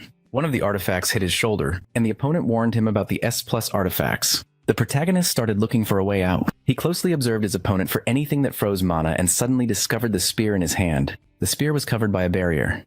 But the barrier wasn't strong enough to stop the protagonist. He jumped up. The artifacts rained down, pushing him back. Hyun-woo then rushed towards the opponent and suddenly decided to use something he had read in the morning. He decided to use the Heavenly Thunder God kick without any mana. As the kick landed, it broke the barrier, leaving Hyun-woo's opponent open for attacks. Then he swung his arm and disarmed Faker of his mana-freezing weapon. Faker was surprised to see the hero break the barrier and decided to compete with skills. He pulled out the hero's holy sword Ascalon, which had the ability to borrow skills from other weapons. It was the legend, the hero who always fought with his comrades, granting the user a special ability. Suddenly, Faker gained numerous abilities. Faker rushed towards the opponent. The hero failed to dodge the attack and took a hit on his shoulder. The mana freeze became a problem as Faker landed hit after hit on the protagonist. To end it all, the climber drew his original weapon, the great sword, Gigantomachia. He landed the final blow, and a blinding light covered everything. As the light cleared, Faker was shocked. Seeing the hero still standing alive, the climber was impressed by the opponent's durability. But he was still confident that Hyun-woo had no time left, so he asked the hero for last words. The hero asked the climber why he was trying to kill him. Faker replied that it would be easier to make the floor extinct if he killed the guardian. Climbers destroyed floors to sit on the throne. The hero was confused, not knowing what that meant. Faker decided to end it. The hero knew that the high-rank artifact would land a fatal blow right now. Suddenly, he started smiling. The climber thought his opponent had gone crazy due to the shock of inevitable death. However, Hyun-woo wasn't buying time for nothing. He decided to use his authority. Faker was shocked as the mana freeze wasn't over, but then he realized it wasn't Hyun-woo's mana. As the hero gathered his mana, he thanked the opponent for revealing his fighting style, and unleashed all the energy. Blinding light covered everything, and suddenly the hero teleported to Eve's room. Faker started panicking as he didn't detect the hero's travel coordinates. Suddenly he saw the mana thread connecting coordinates. Seeing the thread not disappearing, he realized that his opponent was hiding in another dimension. Faker started feeling proud of himself for seeing through the trick and decided that it was the end for his opponent. Meanwhile, Eve's room was transformed into the tower's first floor. The protagonist's wounds had healed a bit, but were still severe. With no healing potion, Eve knew that a mana-freezing climber was bad news, and our hero only had 20 minutes left in the room. Just then, the hero announced that he had finished training, and he should leave now. Eve worried that he might get hurt again, but the hero assured her that this time would be different. Hyunwoo teleported back to the battlefield, and faced his opponent. He laughed at Faker for being so confident standing on his own grave. Faker scolded him for bluffing and threatened to finish him quickly. The hero took a deep breath to reflect on his martial arts training in the tower. Most of them were from novels, but what he trained wasn't martial arts, but to become a concept. In novels, they were called principles. However, in the end, he left without learning techniques. The problem was that the protagonist had many masters, but no one to ask. However, during the 6 hours he was in the system room, the hero achieved enlightenment. All his relentless training according to the methods in the book, and his battles against 2 climbers with different fighting styles all helped him reach the principle of movement. Suddenly, the hero deflected the opponent's attack, shocking Faker. As the hero continued to deflect all artifacts with his bare hands, Faker's confusion continued to grow. The climber saw no apparent change in the opponent, and his wounds hadn't healed. Even then, he no longer believed it was the same Hyunwoo from 6 hours ago. Realizing the opponent's unparalleled power, Faker knew he couldn't play around anymore and needed to end the fight. He drew his sword, thinking the hero wouldn't be able to deflect it, but Hyunwoo dodged the sword with his hand. He threw a punch and threw the climber away with the tyrant punch. Then he jumped on the opponent's head and tried to land another blow. However, Faker suddenly stood up and stood firm on his feet. He became angry, and the hero felt a strange energy. At first he thought it was mana, but then realized it was an artifact. Faker's sword, Gigantomachia, had the ability to bring out the stats of other weapons. He pulled out the great sword, thinking the opponent would be afraid, but the hero saw a child in him. The climber couldn't handle the sword's power, which meant he only had one blow to land. As he brought the sword down with all his might, the hero simply raised his hand and held the sword back. Faker was confused, seeing his attack stop midair as he looked closely. He was shocked seeing the hero lift the sword with just one hand. The hero jumped forward and returned all the opponent's power to him. With the first stance of movement, he landed the final blow, annihilating the opponent. Suddenly, the system notified the protagonist that he had taken down the unnamed climber. Hyunwoo noticed a bag and picked it up. The bag was Faker's subspace for storing items. He picked up the great sword and stored it in the subspace. The system revealed the sword's stats. However, the hero felt disappointed that he couldn't store infinite items. Hyunwoo decided to go back, but he had no clothes, no phone, and didn't know where he was. Just then, a knight opened the door to tell the guildmaster it was time for departure. However, he was shocked to see the hero standing alone in the secret room. Hyunwoo jumped on the knight and beat him down to take clothes and phone. 3 days later at the Hunter Association, the press talked about whether the hero would expose Shihun's attacker. Just then, Hyunwoo walked on stage and announced that he had found the evidence behind the knights who came to attack Shihun. He played the knight's recording, revealing that Martin Brand ordered the assassination. The whole press was shocked. The hero knew that the evidence could be doubted and assured everyone that he had CCTV footage supporting the evidence, as well as more evidence to support the claim. He demanded an explanation from the Ares Guild and left. 3 days later in Gangdong District, reporters gathered to question the hero about the disappearance of the Ares Guild branch manager. Meanwhile, the hero told his friends that they were in a tower where the 9th floor was Earth. However, his friends had a hard time believing that and the fact that their friend was a guardian, stopping climbers. The hero asked them to just accept and ignore it, but he understood their shock and disbelief. Shihun now understood why he went around stopping rifts, and Seo Yan wondered if he went to stop climbers again this time. Hyunwoo replied to them that he went to sabotage the Ares Guild, but their guildmaster turned out to be a climber, so he caught 2 birds with 1 stone. The noise of the crowd started bothering the hero. Shihun offered to talk to them as his friend was still injured, but Hyunwoo preferred to go himself. The protagonist walked out, and when he opened his eyes, he was shocked to see his disciples bowing to him. The hero wondered why she was here all of a sudden, but his friends were even more shocked, as Miryung and her guards knelt before him. Miryung told her master that she prepared personal guards for him, but he ordered her to get rid of them. Seokwan realized that Miryung was the Dragon Emperor, the guild master of the Royal Guild. The protagonist was shocked to know his disciple was 5th among the world's S-rankers. When Hyunwoo taught Miryung, he was just lost in his concepts and thought he didn't teach them anything useful, and now he didn't know how she got so strong. Suddenly Miryung bowed to her master and started apologizing. She started crying about being unworthy and called her master the sky. Hyunwoo shouted at her to stop, and Knuckle rubbed her head when she didn't listen. He started getting frustrated. Shihun called him and then Miryung, but she exploded in anger. He then asked them about their relationship, and Miryung replied that she was Hyunwoo's disciple. The noise started annoying the hero more, and his disciple offered to kill them, but he forbade her. Just then, the hero received a message. and left for Seongnam District because the Aries Guild finally responded. So, the protagonist met Coward, the co-guild master of the Aries Guild. Coward hated having to deal with the Guildmaster's aftermath. He assumed that the hero took down the 6th Knight and the Guildmaster, which spoke volumes about his power level, but due to the increasing internal issues at the guild, Coward had no choice but to solve the problems. He asked the hero what he wanted, assuring full compliance, but panicked when Hyun-woo demanded all dungeons be handed over. The protagonist reminded Coward that they could be completely wiped out if he spoke more to the press. He threatened to expose their secrets, and seeing Coward's face, the hero knew that his guess had hit the mark. He decided to show mercy and asked for 40% of the Aries Guild's dungeons. The hero walked out smiling and singing in joy. He saw Miryung bowing to him with her guards again, and told her to send them away. As he prepared to leave, Miryung saw Coward in the reflection, and ordered masked fighters to assemble. Meanwhile, Coward was suddenly tied up and kidnapped. When he opened his eyes, he saw the Royal Guild direct unit standing in front. The guards told him that he was the reason behind this kidnapping and threatened him if he dared to make the hero angry again. In the system room, Eve cried about being left alone in the cold tower. She couldn't even contact the Guardian because she couldn't call him for the next 5 days if a Guardian entered the system room. Then the hero asked her about the upgrades. Eve asked him to open the system window, and the hero saw his agility increased. Also, Hyun-woo now had an upgraded personality display, showing people's personalities with easy-to-understand displays. However, for more upgrades, he had to go beyond mid-level authority. The hero felt frustrated by the slow progress, and Eve suggested that maybe climbers could answer his questions. She explained that there were climbers who reclimbed the tower after reaching the top.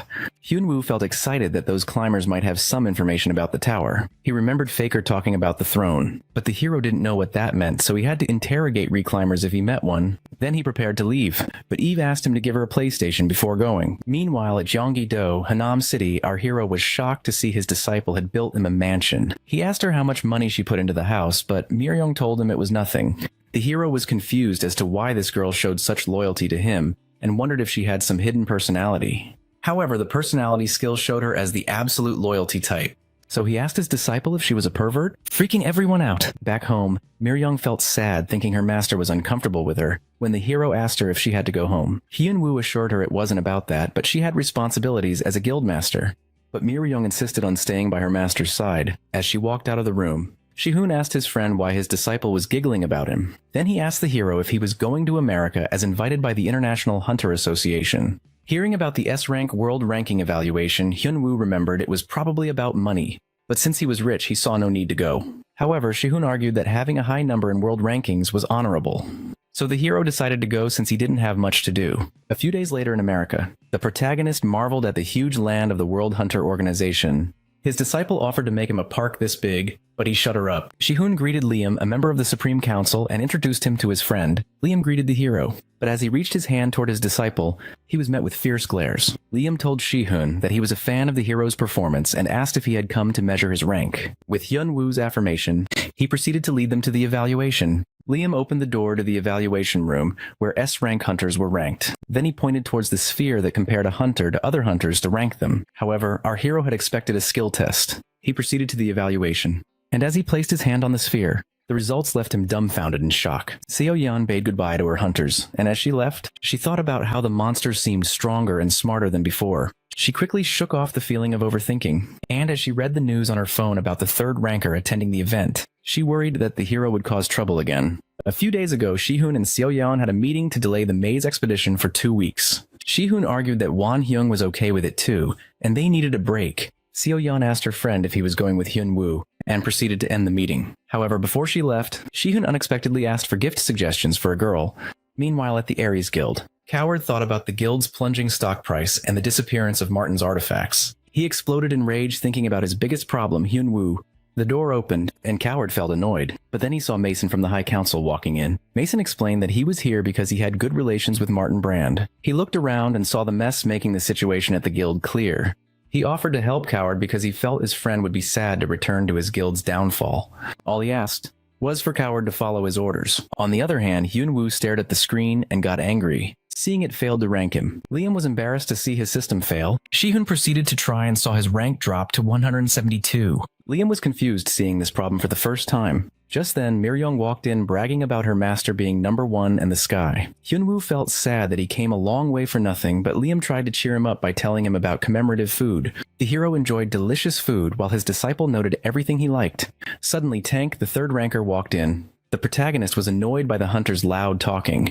Shihun warned his friend not to mess with this hunter as he was notoriously bad news. He explained that Tank abused his power to do illegal business openly. He should have been categorized as a killer hunter, but there were no official records for his killings. Just then, Tank recognized the hero from the news and told him to stop joking around. Threatening to deal with him, the hero answered back with a witty remark. Tank was furious and swung his hand to hit the protagonist. However, Hyunwoo ducked and decided to teach the hunter a lesson. He threw a tyrant punch, smashing Tank into the wall. Tank stood up. Jihun realized that the hunter's only talent was indestructible immortality. The third ranker picked up a giant slab and threw it at the opponent. However, the protagonist smashed the slab with just his elbow. Tank sneaked up and landed a hit on the hero. Liam saw the destruction and worried that this fight would lead to giving power to Mason's faction if it continued. Tank bragged about his strength, thinking he had defeated the hero. Just then, Hyunwoo stood up, claiming it didn't even tickle him. He then retaliated with another punch. Seeing the opponent take his hit, Hyunwoo was excited to finally have someone to test his martial arts on. He swung his hand again and knocked Tank down. Shihun was impressed to see Tank take his friend's attack like that. As the hero stood on Tank, he realized that defeating the third ranker would make him the third ranker now. Meanwhile, a master congratulated his disciple for completing the blood demon technique and mastering the madness suppressing blood orchid easily. The disciple had now completed the martial arts of the heavenly demon and the orthodox faction. And now he wanted to climb to the top and meet his first master. Seoyeon read the news about the hero's fight with Tank. Seokwan tried to reassure her that their friend could take care of himself, but Seoyeon worried that his strength could cause disasters. Seokwan recalled how Hyunwoo took down the corrupt hunter world, and understood that the hero had endless surprises. But then Seoyeon asked her friend if he knew anything about Shihun, as she thought he had a girlfriend. Meanwhile, Shihun checked the gift he bought, and suddenly hid it as the hero noticed something. Liam walked right in, and Shihun apologized for the destruction. After the fight, the party was cancelled, and the relief team took Tank away. Our protagonist gained attention, and Liam persuaded him to stay at the hotel. Liam asked to talk to the hero. Hyunwoo agreed and told his disciple to stay. However, seeing Liam take her master away made her hostile towards him. Miryong quietly walked around the room and sat down quietly. Shihun wanted to get closer to her. But seeing her quiet made him realize it was unlikely. Seeing her happy around Hyunwoo made him think she was sociable. Shihun tried to strike up a conversation, and thought about what Miryong would want to talk about, so he asked her how she and Hyunwoo met. The Dragon Emperor agreed to tell him, but only if he told her what her master liked. Shihun started thinking about what his friend liked. Hyunwoo liked food when he first came out, but Shihun then told her that he liked money. Miryong told Shihun that they would talk later, and walked out, leaving him confused. Meanwhile, Liam and the protagonist sat down to talk. Liam tried to drag the conversation with small talk, but the hero got straight to the point. Liam explained that Mason, a top member of the association, received support from the US government, and top-ranking hunters like number 1, 3, and 6. Seeing Mason slowly making moves, Liam asked the hero to take their side. Hyunwoo returned to his friend and asked him about a bag full of gifts. Shihun tried to excuse that they were souvenirs, but the protagonist knew it was a gift. Shihun then asked what Liam wanted to talk about, and all the hero told him was that Liam told him he didn't have to do anything. Shihun was surprised to see Liam just casually meet his friend, but he also knew that his friend had a 5th ranker as a disciple and he fought the Ares Guild, so his presence alone made him a weapon. Shihun knew that if there were rumors of the hero taking Liam's side, even Mason couldn't ignore him, so the hero contributed to their politics whether he wanted to or not. Then he asked about Liam's offer, and the hero excitedly told him that Liam allowed him to use teleportation whenever he wanted. Shihun found it strange that Liam only offered that, but the protagonist told him that Liam even invited him to the top 50 party in 2 weeks, and told him he could use teleportation. At the Ares Guild headquarters, Coward informed Mason that the dispute was resolved, and thanked him for his help. But deep down, he wondered what the intention behind Mason's help was. To Mason, the story about Martin was just an excuse. But Coward refused to let his suspicion ruin things again, and decided to protect what he could right now. Mason knew that Coward had some questions. He took something out of his pocket and gave it to Coward. He asked Coward to follow his words and he could show him how to control guild members. Meanwhile, at the hospital in Washington, Tank struggled and was in pain. When he woke up, he saw Mason standing in front of him. He started shouting about Hyunwoo and how he could hurt his invulnerable body. Tank believed the hero used a technique similar to the martial god. Just then, the martial god walked in, surprising both Mason and Tank. He told Mason he had prepared everything, and now it was their turn. 2 weeks later, Liam looked out the window, waiting for the protagonist's arrival. However, Eden, the Sword Saint, believed that Hyunwoo probably didn't care, and Riley said that he could at least send a message. Liam knew the hero was built differently, and he must have thought that this appearance was necessary. Liam walked out of the room.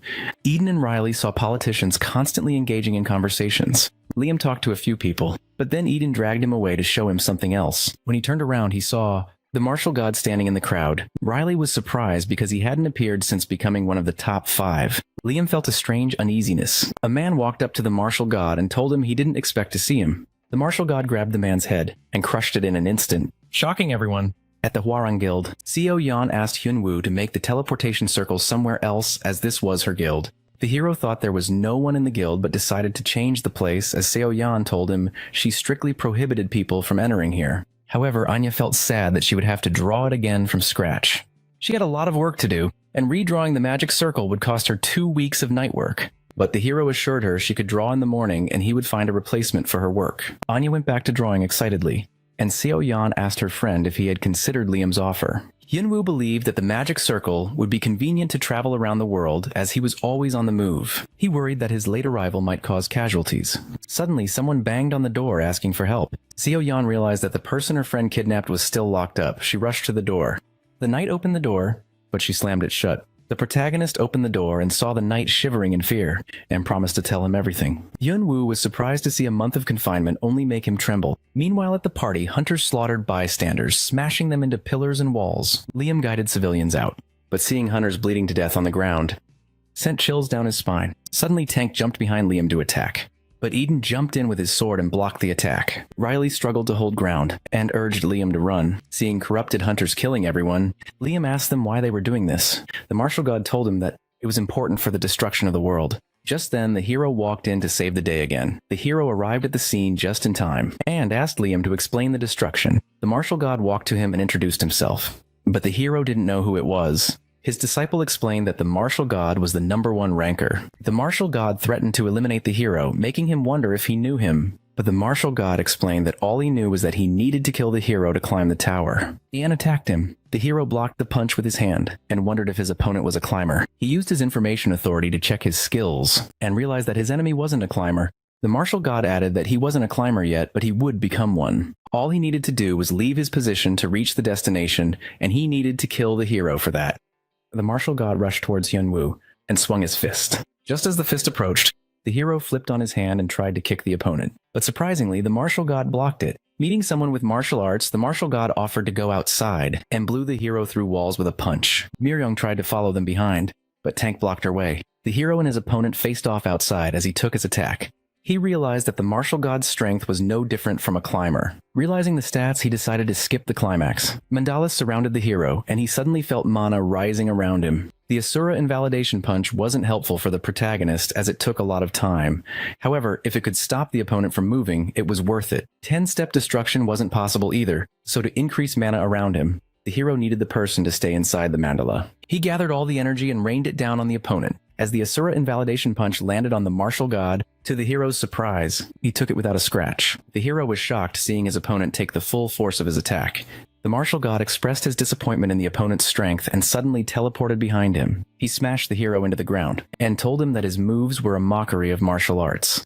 The martial god explained that everything about Hyunwoo's martial arts was wrong. His mana just overflowed through blood vessels, and he was simply releasing it. The martial god revealed that he had been practicing martial arts for hundreds of years, and the hero couldn't beat him. Hyunwoo was surprised, thinking his opponent wasn't human. He read his stats and realized that the first place wasn't possible with those stats. However, it was because of his item memory regression skill. The martial god revealed that he was a mortal human, but his skill allowed him to practice for an eternity. So he had practiced all kinds of martial arts by escaping his mortal existence temporarily.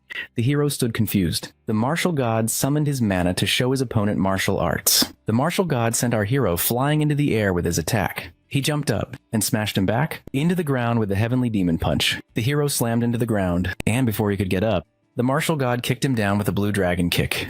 He continued to bombard the hero with various chain martial arts. To the martial god's surprise, the protagonist endured all the attacks. Hyunwoo knew that his opponent was very strong, and anyone else would have probably died already. He thought about running away like before, but he knew that his disciple would become the next target. So he decided to face the opponent with his ultimate technique, just as he worried that his body wouldn't be able to take it. The system suddenly informed the hero that his durability would increase. The martial god decided to end the fight with his mysterious flying dragon attack, but surprisingly the hero disappeared. Hyunwoo jumped from behind, surprising the opponent with a heavenly demon punch as he punched the opponent.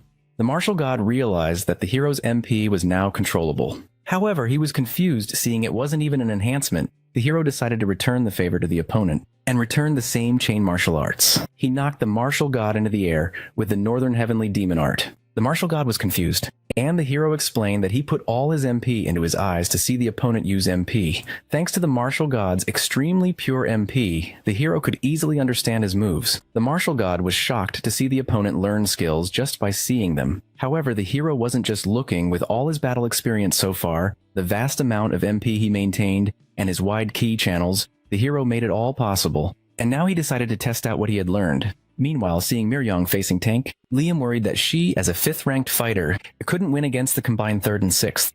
Tank mocked Miryong's size and laughed at her, calling her master a dead meat. Miryong was furious. She had waited for a while to watch her master's amazing battle, but now she had to fight. Knowing that keeping the opponents alive would make them a threat to her master, she decided to kill them.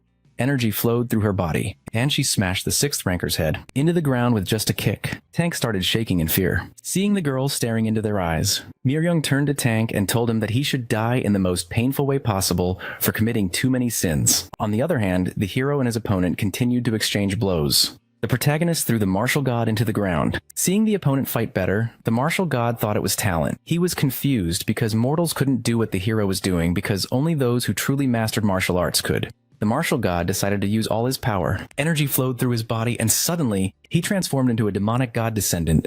The hero was shocked to see the opponent turn into a demonic form. The martial god claimed that the hero couldn't do anything like this, but he hadn't seen the hero. Hyunwoo reminded him that he wasn't the only one with masterful martial arts skills. He recalled the martial arts skill that the heavenly demon showed him to win. However, back then, the hero couldn't copy it, but now he understood the principles of martial arts. As the energy flowed through the hero's body, his opponent was shocked to see the Thunder God form. Meanwhile, Miryong stood on top of Tank, who was frustrated that his skill kept failing him against everything.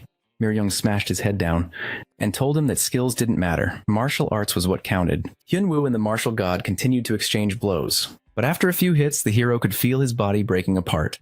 The martial god knew he couldn't win like this. The hero realized that something was wrong with his Thunder God technique as it consumed too much mana and his body was about to give out. The martial god felt his opponent was stronger than ever. Hyunwoo faced the enemy, realizing he couldn't waste time. As he tried to do something, Hyunwoo noticed death aura creeping towards him. He hesitantly questioned the opponent for using a mass of mana instead of martial arts. However, the martial god didn't think that his opponent could handle this mana flow. He used the Heavenly Demon World Destruction and unleashed all mana outward, thinking the opponent wouldn't be able to withstand it. But to his shock, the hero blocked the death aura with lightning. The hero decided to teach the enemy some tricks, with a more improved technique. He unleashed the Thunder God reincarnation. Mana rained down on the martial god, and the system informed the hero that he had defeated the martial god, who was on the reserve list for climbing the tower. The system increased the hero's information authority from low to medium, and invited him to the system in 3 days. Exhausted from the battle, the protagonist took a breather. He suddenly noticed something on the ground, and upon picking it up, he saw it was the origin of Akcheon. The system revealed that this artifact was the training secret of Akcheon. He followed a master to become a climber, and with his help, he was able to learn several martial arts contained in the artifact. As the only one on the list, the martial god had to acquire the power of the maze to use his ability. The hero was confused, not knowing what the reserve list or the stone meant. Suddenly, Miryong rushed towards her master, and the hero finally breathed a sigh of relief after the victory, while a camera watched him from afar. Meanwhile, the creator was impressed seeing the unnamed climber and newborn reserve defeated by the hero. He believed that organisms only evolve when there is a crisis, when they struggle to survive. Their growth begins when they try to stay alive. And the creator believed that the hero was the crisis for the climbers. The creator wondered if the hero had ever met a top-ranking climber. His assistant replied that the one on the reserve list was almost considered his rival, but he also died before becoming a climber. The assistant didn't think the guardian would ever meet a top-ranking climber because the old constellation gods were avoiding the 8th floor. The creator agreed, but he also believed that meant the hero would meet his end soon too. A day after the party, the world was in shock. News channels and social media were flooded with clips from the event, showing the gathering of top hunters turning into chaos. Reports spread that most of the strongest hunters had been wiped out, and only a few survived, many of them too injured to continue their careers. People everywhere were talking about the incident, and some admired the strength of the survivor who came out on top, calling him a hero and praising his unmatched power. The hero's name was seen all over news headlines and billboards around the world, making him the center of attention, while everyone looked amazed. The truth about what really happened was being covered up, and the media was shaping the story to keep the public calm. With so many powerful figures gone, the world's balance felt shaken, even if few were willing to admit it out loud. To distract the public from fear and confusion, the media turned Kim Hyun-woo into a global phenomenon, portraying him as a hero after the devastating incident. In the Guardian Guild, everyone quietly accepted this manipulation, knowing that if the truth reached the protagonist's ears, he wouldn't be pleased. So no one said anything, keeping the truth buried beneath the praise. Meanwhile, in America, Hanarin visited Hyun-woo at the hospital and checked his condition, asking if he was okay. The hero, still covered in bandages, replied casually, saying he was fine and winning the fight was enough for him. Hanarin was visibly worried. Also, Seo Yeon had expressed her concern earlier and told him that she would handle the hospital paperwork. Left alone, Hyun-woo felt the pain from the battle. Even though he had been treated, the after effects were strong enough to make him uneasy. Plus, he admitted to himself that a normal person would have been completely destroyed by such damage. Recalling the fight, he realized he still didn't understand much about the enemy's techniques. The idea of training again crossed his mind, perhaps returning to self-study through books or learning from someone. Then, an idea struck him that could help him grow stronger than before. 2 days later, inside Eve's space, Eve examined a mysterious object and wondered if it was the Akcheon origin that belonged to someone named the Martial God. The hero confirmed it was called the Maze Stone and instructed her to find a way to destroy it. Eve immediately started searching and soon discovered a related clue. Furthermore, she explained that the answer might lie inside a maze dungeon, and the stone could be connected to a monster's mana core or something else entirely. But the clue indicated that a climber had to clear the dungeon to move to the next floor. Hearing this, the hero decided to investigate further. Before heading out, he asked Eve if he had gained any new skills. She opened his status window, showing updated information that Hyun-woo was 24 years old and currently in very good condition. Most of his stats, including strength, agility, and stamina, had improved, and a new ability called Psychology had also appeared. Curious, Hyun-woo asked how it worked. Eve explained that this ability allowed him to read someone's thoughts twice a day, but only if he already had access to their information. Hyun-woo noted that it wouldn't be very useful against other climbers, but still considered it a good upgrade. And Eve added that his notification skill could now almost perfectly detect the exact time and location of other climbers. Just as she was about to mention something else, the hero noticed what looked like a game console in her hand. When he asked her, Eve argued that she wasn't just playing games, even though that was what she was usually seen doing, and insisted that this time was different and said she had recently discovered something important. Mir-young rushed into the hospital, repeating her master's name and checking Hyun-woo's condition, whom the hero reassured, saying it was nothing serious. Though Mir-young remained worried his recovery wasn't complete, and asked about healers and artifacts and vowed to protect him if any harm came his way. When the hero asked about Seo Yeon, Mir-young explained that she had left via a magic circle to handle paperwork, and also warned that people were waiting downstairs. Hyun-woo realized it was reporters, and instead of avoiding them, he decided to hold a press conference right away. As he walked out, reporters surrounded him from all sides, shouting questions and calling his name. Annoyed, the protagonist told them to be quiet, pushing through the crowd as one of them blocked his way, and ended up with reporter John Michael criticizing Hyun-woo's behavior, and mockingly suggested that he should remind him how dangerous reporters could be. Then Hyun-woo was interrupted, as John loudly accused him of using the party massacre as an excuse to eliminate hunters he didn't like. Hearing this, Hyun-woo stayed calm and told him he wasn't finished speaking, but John continued to push, twisting his silence as proof of guilt. Growing annoyed, the hero told him to leave. When John claimed the rumors came from the internet, the hero demanded to know the source. But the reporter hesitated. Finally, Hyun-woo warned that if John didn't leave within 30 seconds, the interview would end immediately. Nearby, Mir-young observed the situation and quietly ordered someone to deal with John. Sometime after the press conference, Ji-hoon came across an article claiming that Hyun-woo had left reporters' questions unanswered, but surprisingly told one to leave politely. Ji-hoon found it hard to believe, noting how calm and different Hyun-woo's tone sounded. Shortly after, the hero returned and Ji-hoon greeted him, asking about his recovery. Hyun-woo stated he felt much better and mentioned he planned to visit a dungeon soon. Surprised, Ji-hoon reminded him he hadn't hunted for profit in a while and wondered if he was after artifacts. Then, the hero explained he simply needed to confirm something and wanted to join Ji-hoon's guild for the expedition instead of using his own. Ji-hoon pointed out that dungeons were dangerous and impossible to navigate without proper maps, agreeing it would be safer to go together. They decided to depart the following week, with Ji-hoon promising to share the location beforehand. While talking, Hyun-woo gently patted Mir-young's head, causing her face to flush red. After seeing her, the protagonist then inquired about someone else's well-being. While reflecting on the past, Hyunwoo recalled his time trapped in the tutorial tower. During that period, he had once tried to take in a disciple and then quietly disappeared, but the plan failed. Afterward, he gave up on the reclusive lifestyle. Then a young girl approached him asking to become his disciple. Since she was going through a childish phase of wanting to stand out, he didn't teach her any deep martial arts, only basic training to help her get stronger. He assumed she must be doing fine since there was no troubling news about her. Ishihun noticed Hyunwoo was lost in thought again, and shifted his attention to a new article, and it reported that John Michael, the reporter who caused chaos during the press conference, had gone missing after resigning. Shihun recognized him as the man who provoked Hyunwoo earlier. Reading the news, Shihun felt uneasy and realized that the disappearance didn't match Hyunwoo's usual way of handling things. However, he made a mental note to treat the hero more nicely from now on.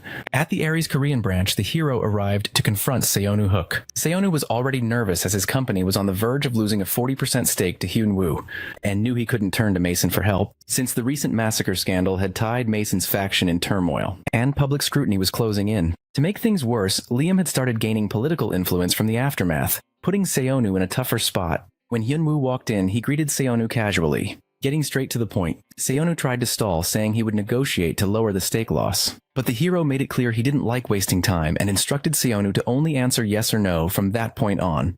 Hearing this, Seonu tried to object, but quickly realized the danger he was in. Then the protagonist played a recording where a desperate voice spoke. A man referred to as Number 6 begged not to be locked up again, revealing the cruel methods Ares used behind closed doors. Hyunwoo used this as a reminder of the company's guilt and warned that refusing his offer would only drag Ares into deeper ruin. When he asked Seonu if he still wanted to see this fight to the end, Seonu broke down completely and replied no. In Hanam City, Miryong oversaw a meeting regarding securing control over nearby guilds after removing external interference. Her subordinates reported that everything had been handled successfully and she praised their efforts. Her subordinates quietly noticed how much she had changed. Once emotionless and reserved, she now smiled openly, showing a softer side that surprised everyone. When she asked about the missing reporter, her men admitted there was unexpected interference, and further explained that while tracking him, he vanished, clearly abducted by someone. And the only clue left behind was a mysterious symbol stamped onto the table, almost as if the culprit wanted Miryong to see it. Finding this suspicious, she instructed them to investigate the mark further. Before dismissing them, one of her subordinates nervously asked how long she planned to stay away from her position. Miryong replied that when her master departed for China, she would go with him and leave the guild's management in his hands. The subordinate was stunned that Miryong, known for her cold distrust, finally acknowledged and entrusted someone. Deep down, she thought of her master and began to blush. In Cheonhodong, the hero preferred staying in his own home rather than moving to the place Miryong arranged, saying it felt more natural to him. When Shihun visited, he checked how Hyunwoo's deal with the Ares Guild went. The hero explained it went according to plan, and the Ares situation would be wrapped up within 2 weeks, though he still needed to handle a big job before that, one involving over 40% of the guild's ownership. Through his psychology skill, the protagonist picked up on hidden intentions, realizing that one of the Ares men planned to set up a suspicious device inside a dungeon on Mason's orders, and understood that Mason's influence was behind this. He decided to intervene instead of watching from the sidelines. At the same time, in the Phantom Sewer Dungeon located in Ujeongbu, Ares executive Oh Seo-kun moved cautiously through the area, relying on his stealth ability to avoid monsters. Furthermore, he told himself that all he had to do was bury an object in the sand, just as Coward had instructed. Nervous but driven by the promise of promotion, he began digging. Suddenly, he noticed something unusual, someone's shadow near him. Looking up, he was shocked as Hyunwoo stood there, holding the stone. Hyunwoo arrived at the scene after 6 hours, finding Seonu Hook terrified and begging to be saved. His bodyguards were nowhere to help, making him more anxious. The hero mocked the panicking hunter, telling him not to overreact since they had already been lenient. Seonu realized how bad things looked, thinking Hyunwoo looked like the villain from the outside. Then he grew more worried, wondering how the hero managed to discover everything. The protagonist sensed his thoughts and remarked that since Seonu knew he was screwed, he should start begging for forgiveness. Seeing Seonu's frozen reaction, Hyunwoo decided to explain how he found out, revealing a stone linked to their methods and exposing that every member of Seonu's guild used the same technique. Then, without hesitation, the hero ordered him to spill everything he knew. Furthermore, he lifted the stone and threatened what it would feel like to crush someone's skull if Seonu didn't talk immediately. Some time ago at the Ares Guild, Seonu had been ordered to place an unidentified device in the dungeon Hyunwoo was about to take over. Curious, he asked what it was. Mason explained it was a detonator. Furthermore, he went on to describe a monster wave, a disaster from the early days of dungeon exploration when incomplete dungeons released monsters into the world due to poor management. Plus, Mason's goal was to trigger such an outbreak artificially, blaming the hero for negligence, so the world would turn against him and Ares could reclaim the dungeon. Mason had even promised Seonu insights on controlling a guild if things went well. Back in the present, Seonu finished explaining everything. Miryung found it strange, pointing out that during that time, Mason and the hero had no connection, so there was no reason for Mason to go that far. Unless Seonu was lying. Panicking, Seonu insisted he was telling the truth and admitted he found it suspicious back then too. But the hero quietly pieced it together, realizing Mason's supposed support had been part of a hidden agenda from the start. Mason sat in Washington and reflected on how the plan had fallen apart. He and his allies had used the Hasbound Guild to control multiple dungeons and recruited hunters like the Martial God to cause a chain of disasters. The original idea was to plant a detonator in Ares' dungeon and have a simultaneous massacre so the 9th floor would be destroyed. Everything was set except for the final step, but the Martial God failed. After Kim Hyun-woo escaped the tower and started fighting climbers, every single one of those threats had been eliminated, including Hasbound's forces. Mason admitted he had underestimated the hero and also misjudged how useful the Ares assistant would be. Though many pieces of the conspiracy remained, the key players had been stopped when the Martial God fell to the Guardian. Mason realized his original plan had failed, but remained calm, revealing a backup plan involving a hidden organization he had built. Also, he admitted that after finding the Martial God, he had focused too much on him, fearing his plan might collapse if left unchecked. However, after checking again, he found out the Martial God had grown incredibly strong on his own. This secretly excited him. Then Hyun-woo appeared and shocked Mason. Before this moment, Eve had investigated Mason's past, discovering that before the first rift, there were no records of Mason's existence. Moreover, he suddenly appeared afterward, engaging in several suspicious activities, and was closely connected to the Martial God. From this, the hero concluded that Mason was likely a climber staying on the 9th floor, and probably the one who told the Martial God the truth about the world. Eve warned the hero not to confront Mason yet, as his body was still weak.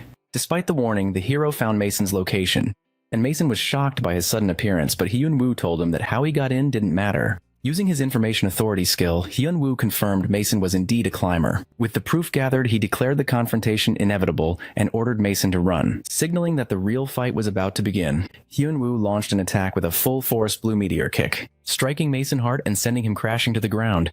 Mason tried to curse, but was cut off as the hero prepared to end the fight quickly. However, before he could move again, his body suddenly froze, leaving him unable to control his movements. Mason stood up unharmed, revealing that Hyun-woo had fallen into his trap as our guy collapsed. He was shocked that his body wouldn't move and felt stuck. Then Mason mocked him for rushing in blindly without knowledge, saying he underestimated what was waiting inside, and further explained that he was supposed to let others deal with Hyun-woo, but now he would handle it himself. Then he introduced himself as the Word Master, the voice of the people, and revealed that the place Hyun-woo entered was a restricted zone, a space he had perfected over years. Within it, Mason held complete control, and no matter how strong our hero was outside, he couldn't win here. Hearing this, Hyun-woo quickly realized that Mason's power only worked within this range, confirming that this advantage was the key to Mason's confidence. The protagonist reflected that Mason was the only guardian he could never defeat. Inside his restricted zone, the Word Master's ability was nearly flawless, but outside this area, his power weakened significantly. Plus, the domain's range only extended about 200 meters, but luck was on Mason's side as our guy had walked right into it willingly. Confident in his victory, Mason pushed Hyun-woo back and taunted him to say his last words. The hero asked how many climbers existed. Mason found the question pointless, mocking him for wasting his breath before death and refusing to give a clear answer. Explaining that new climbers constantly appeared, and even he didn't know the exact number. Hyun-woo then asked a final question about the reclimbers. Mason explained that these beings were people who had once ascended to the level of constellations, but had fallen. Having lost their divine authority, they now sought to reclaim it by climbing the tower again. In other words, reclimbers were former gods trying to regain their power. Furthermore, the protagonist questioned Mason's explanation of former gods, but soon realized the conversation wouldn't continue. And Mason declared the talk over too, claiming he had shown enough mercy to a dying man. Hyun-woo agreed, calling the generosity excessive for someone condemned, and suddenly stood up, something Mason thought was impossible in the restricted zone. Seeing this, Mason became shocked and demanded to know how Hyun-woo could move when his power should have been sealed. Then our hero explained that he had seen through Mason's trick, revealing that the so-called Word Master ability was merely mana manipulation. Mason panicked and tried to force control, ordering Hyun-woo to stop moving, stop breathing, and even kill himself. But Hyun-woo resisted completely. Through experience gained from his previous battle with the martial god, Hyun-woo had learned to detect and dispel foreign mana entering his body's main channels. It was the same technique the martial god had used when blocking the Asura Invalidation Punch, though the hero admitted he was still mastering it and used his own skill. He unleashed a devastating strike, the Tyrant Phantom Kick. Hyun-woo assumed Mason wasn't anyone notable since no system notification appeared after the fight, leading him to believe Mason had escaped. Meanwhile, Mason, heavily injured and barely alive, had survived only by using teleportation. Despite his broken body, he reassured himself that he could recover. Reflecting on his backup plan, Mason recalled how his Mexican cartel expanded into a massive secret network stretching across Europe. Confident that this power would allow him to rebuild from scratch, he studied himself. Just as a familiar girl arrived in front of him, reminding Mason to greet her, he noted it had been a long time since they last met. Hyun-woo presented an audio recording revealing Mason's true identity as the Word Master and his plans to destroy the 9th floor. After hearing the audio, Liam was stunned and realized the evidence could completely dismantle Mason's political standing within the International Hunter Association. Understanding its potential, Hyun-woo proposed a deal that Liam should manage the media to prevent further interference from reporters. In return, this would help Liam remove Mason's faction smoothly, benefiting them both. Liam agreed, noting that once the recording was released privately, Mason's faction would scramble to cover it up, but the power balance would shift once he became the top councilman. With the deal set, the hero prepared to leave, but Liam stopped him to ask about the recent mana explosion at Mason's mansion. Hyun-woo admitted Mason wasn't dead yet. Also, he and Miryong found no trace of him, proving he had escaped. Since no death notification appeared, our guy concluded Mason was still alive. Frustrated, he decided to stay out of politics, but insisted on tracking Mason down again, only to suddenly stop mid-sentence as something unexpected occurred. In another location, Mason met Hanaran. She asked Mason the reason for his fatigue. He mentioned dealing with some issues, casually bringing up Kim Hyun-woo, the man he called a nuisance who had delayed their underground operations. Hanaran reacted indifferently, urging Mason to reassure her that their growing organization, built under her support, could still control the world easily. However, she remarked that she pitied him for failing to realize the truth. Before Mason could react, she attacked him, driving her sword through his chest. Shocked and in pain, Mason called for his men, but no one moved. Then he demanded to know why she betrayed him. Hanaran coldly explained that betrayal implied they were allies, which they never were, and admitted she had once accepted his financial help to strengthen her plans, but killing him wasn't her intention back then. Over time, she realized his words and actions meant nothing, accusing him of lacking conscience and declaring she never built the Illuminati organization for someone like him. Mason insisted Hanaran was mistaken, and that he was the true leader of the Illuminati. She told him the true leader had been chosen long ago, and the organization was never his. It was created as a gift for someone else. As Mason stared at her in disbelief, she explained that he died for trying to harm her master, revealing her loyalty had never been to him. As she ordered his removal, Mason suddenly vanished, leaving her stunned by his escape. Realizing he was one of those with special abilities, she composed herself and silently vowed to her true master that no matter what battles lay ahead, she promised to support and protect him at all costs. A system notification announced that an unnamed climber called the Word Master had been found and killed in Mexico City. Eve confirmed his death, confusing Hyun-woo since the timing seemed off as the Word Master had escaped earlier in good condition. Hearing this, the hero wondered if the man died from his injuries or was killed by someone but quickly dismissed it, satisfied that his task was complete. Then Eve informed him that there were no more unnamed climbers, and as Hyun-woo prepared to leave, she excitedly requested the latest VR gear, claiming it would help her perform better. Hyun-woo reluctantly agreed before departing. Later, he met with Miryong. Once everything was set and they were in the car, Hyun-woo instructed the team to move to the next destination, the Maze Dungeon. As the hero and Miryong sat in the car, he decided they would depart immediately, stating that the others didn't need to prepare since Miryong alone was enough. On the way, the hero checked his phone and saw breaking news spreading worldwide that Mason had been exposed as one of the key perpetrators behind the Hunter massacre and linked to the assassination plot against the martial god. The media confirmed that Hyun-woo's earlier plan had worked perfectly, and he no longer needed to worry about Mason's downfall. Soon after, the focus shifted to their next mission, involving the incomplete origin of Akcheon and the Maze Stone, which still showed 0%. Later, Hyun-woo and Miryong entered the dungeon, where they were immediately surrounded by enemies, although Miryong offered to handle them. Hyun-woo confidently took charge and unleashed his overwhelming power, wiping out the monsters. Their companions, including Seokwan, Seoyeon, and Shihun, were left stunned. Even though they were strong enough to fight such enemies together, the way the hero handled the situation effortlessly showed how far above them he truly stood. The porter thanked Shihun for letting him join as a porter. While the group's live broadcast from the dungeon garnered massive attention online, viewers flooded the chat, praising Hyun-woo's strength and joking that he deserved the title of God of War. Indeed, donations poured in as the audience watched his every move in excitement. Meanwhile, the hero noted that their progress was smooth, and the maze stone gauge had reached full capacity after clearing enough monsters. Furthermore, he wondered why Levin had seemed so worried earlier since the task turned out to be simple. Suddenly, Sheehan pointed out they had only reached the 14th floor and worried about Hyun-woo going further without a map. The protagonist dismissed the concern and playfully asked Myeong, his disciple, if she could read maps, only to drop the question midway. When a porter offered to join them and navigate the upper floors, Hyun-woo reminded him that leaving would end his pay for the day. However, the porter insisted on going anyway since deep down he wanted to make money from the live stream and volunteered to lead the way, prompting our guy to allow him along as they prepared to head higher. At Hanarin's castle, a terrified man begged for his life as Hanarin interrogated him. He didn't know why he was being punished, but Hanarin accused him of angering her superior. He thought she was referring to Kim Yoon-woo as her teacher, but she wasn't, and began torturing him, demanding answers, while he cried that he knew nothing. Then Hanarin slapped him and called him a liar, reminding him that news about her teacher was supposed to be strictly controlled. The scene then flashed back to a moment in the ACC shared lounge. The same man had spoken to his superior, Hanarin's master, expressing doubt about how every article about the hero portrayed him too positively. Furthermore, he questioned why there were no rumors or scandals when reporters usually chased controversy.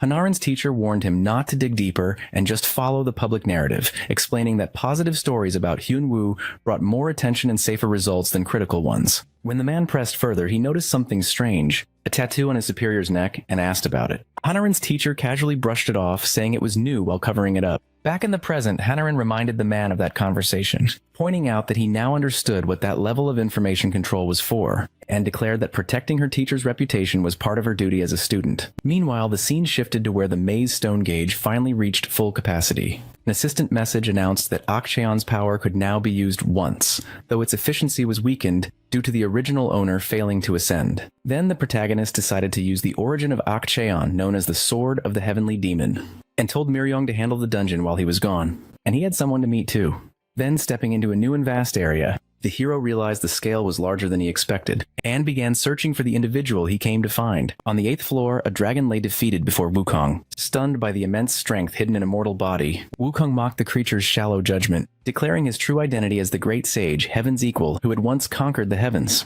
In another place, Hyun-woo suddenly faced the heavenly demon, who surprisingly recognized him. Confused, Hyun-woo recalled that Akcheon's ability was to take him to the past of an item to learn its martial arts techniques, but the heavenly demon's reaction suggested otherwise, hinting that this place wasn't just the past, it was an alternate dimension.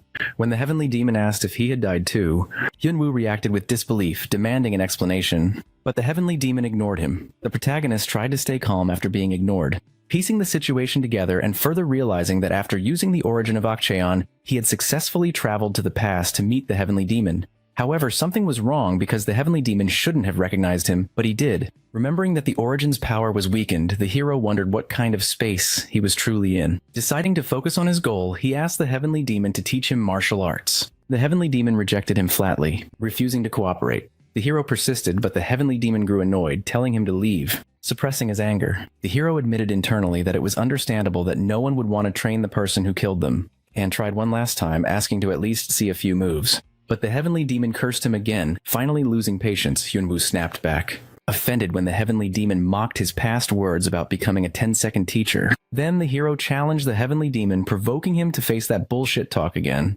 The heavenly demon remained calm, noting that Hyun-woo's mana presence had grown stronger since their last battle.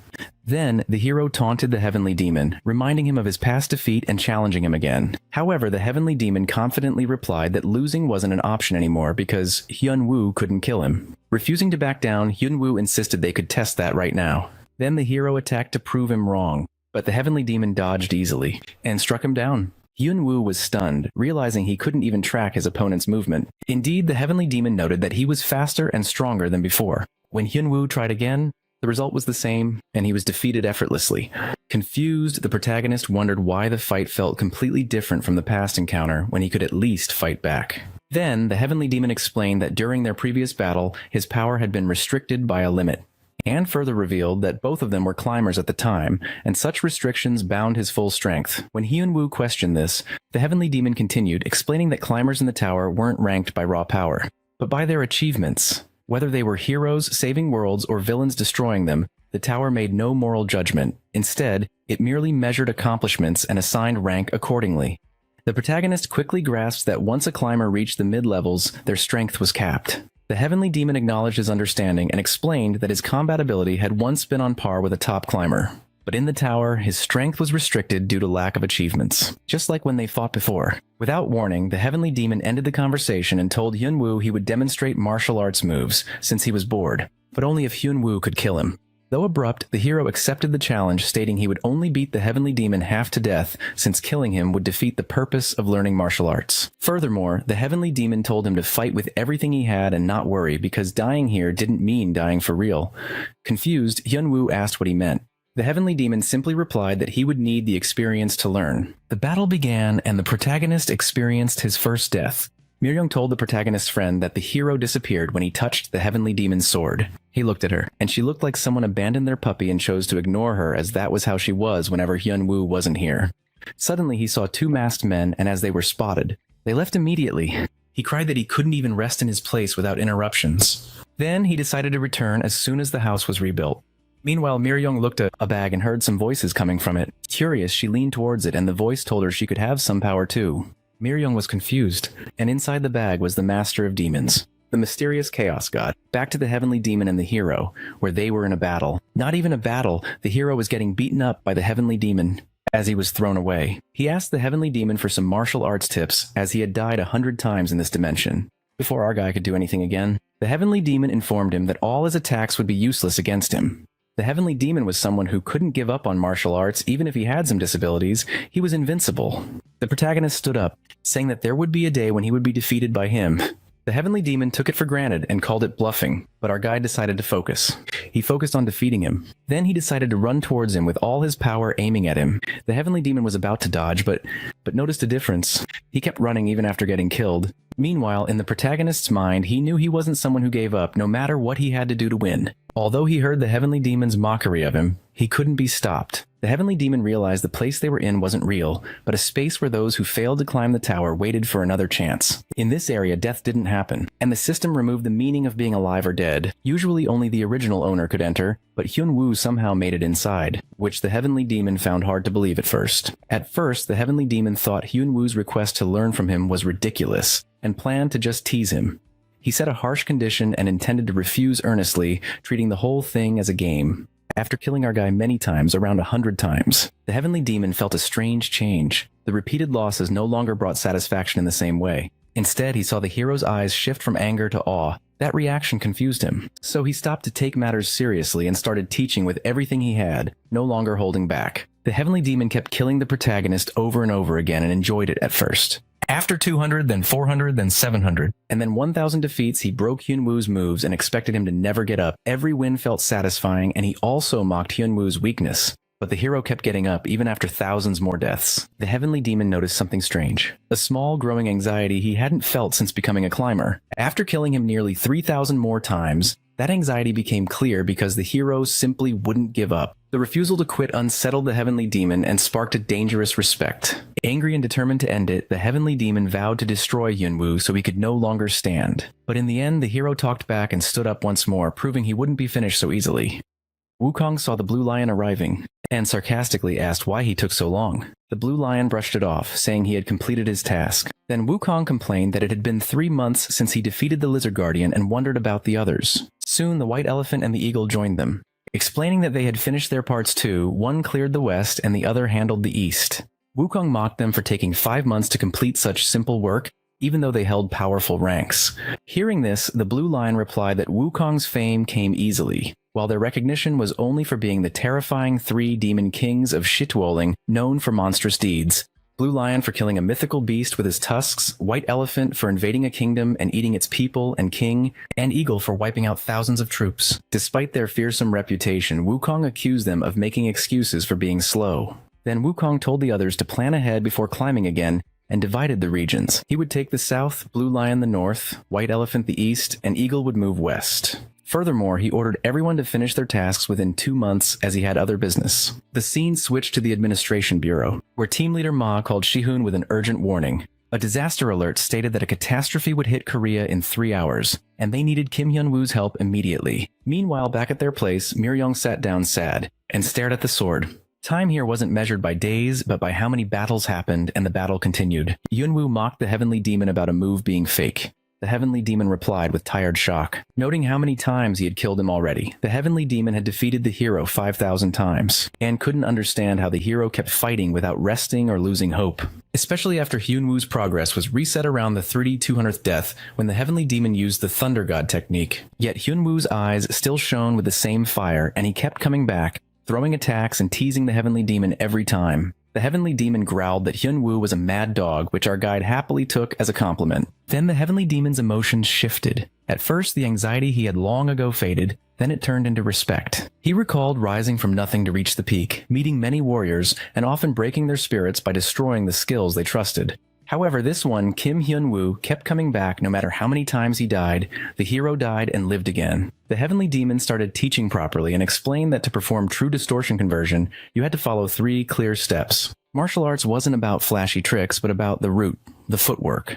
How the power of thunder rested inside your mana and shaped that power into a reliable form. Furthermore, he warned that copying moves by watching wasn't enough. Thunder had to be contained in the warrior's own energy, and shaped into a basic form that worked in any fight. The protagonist continued training through countless deaths, for example, after the fight recorded as the 800-second fall and then the 84/23rd, and noticed each attempt was different from the last. Little by little, he learned that this repetition and steady focus was the true strength of martial arts. After countless deaths, the hero reached the point where the heavenly demon instructed him to destroy the very form he mastered. From this point on, every technique and flow of energy inside him would move naturally with his body.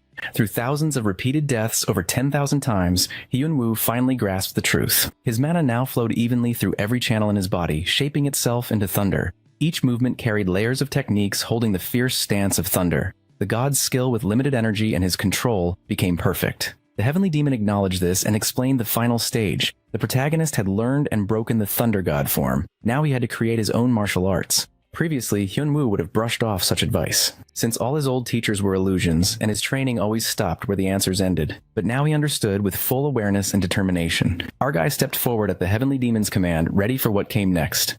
In the American Association control room, everyone scrambled as evacuation efforts fell into chaos. Officials estimated about 10 minutes before disaster struck. At first, they didn't panic because Kim Hyun-woo was their primary responder. But then disasters also appeared in Thailand and Mexico. And finally, one was detected in Korea. There were now 4 simultaneous disasters and only one Kim Hyun-woo, so the team asked how each country was handling things. Thailand and Mexico had called in major guilds and top-ranking hunters, while the American side prepared its own heavy hitters.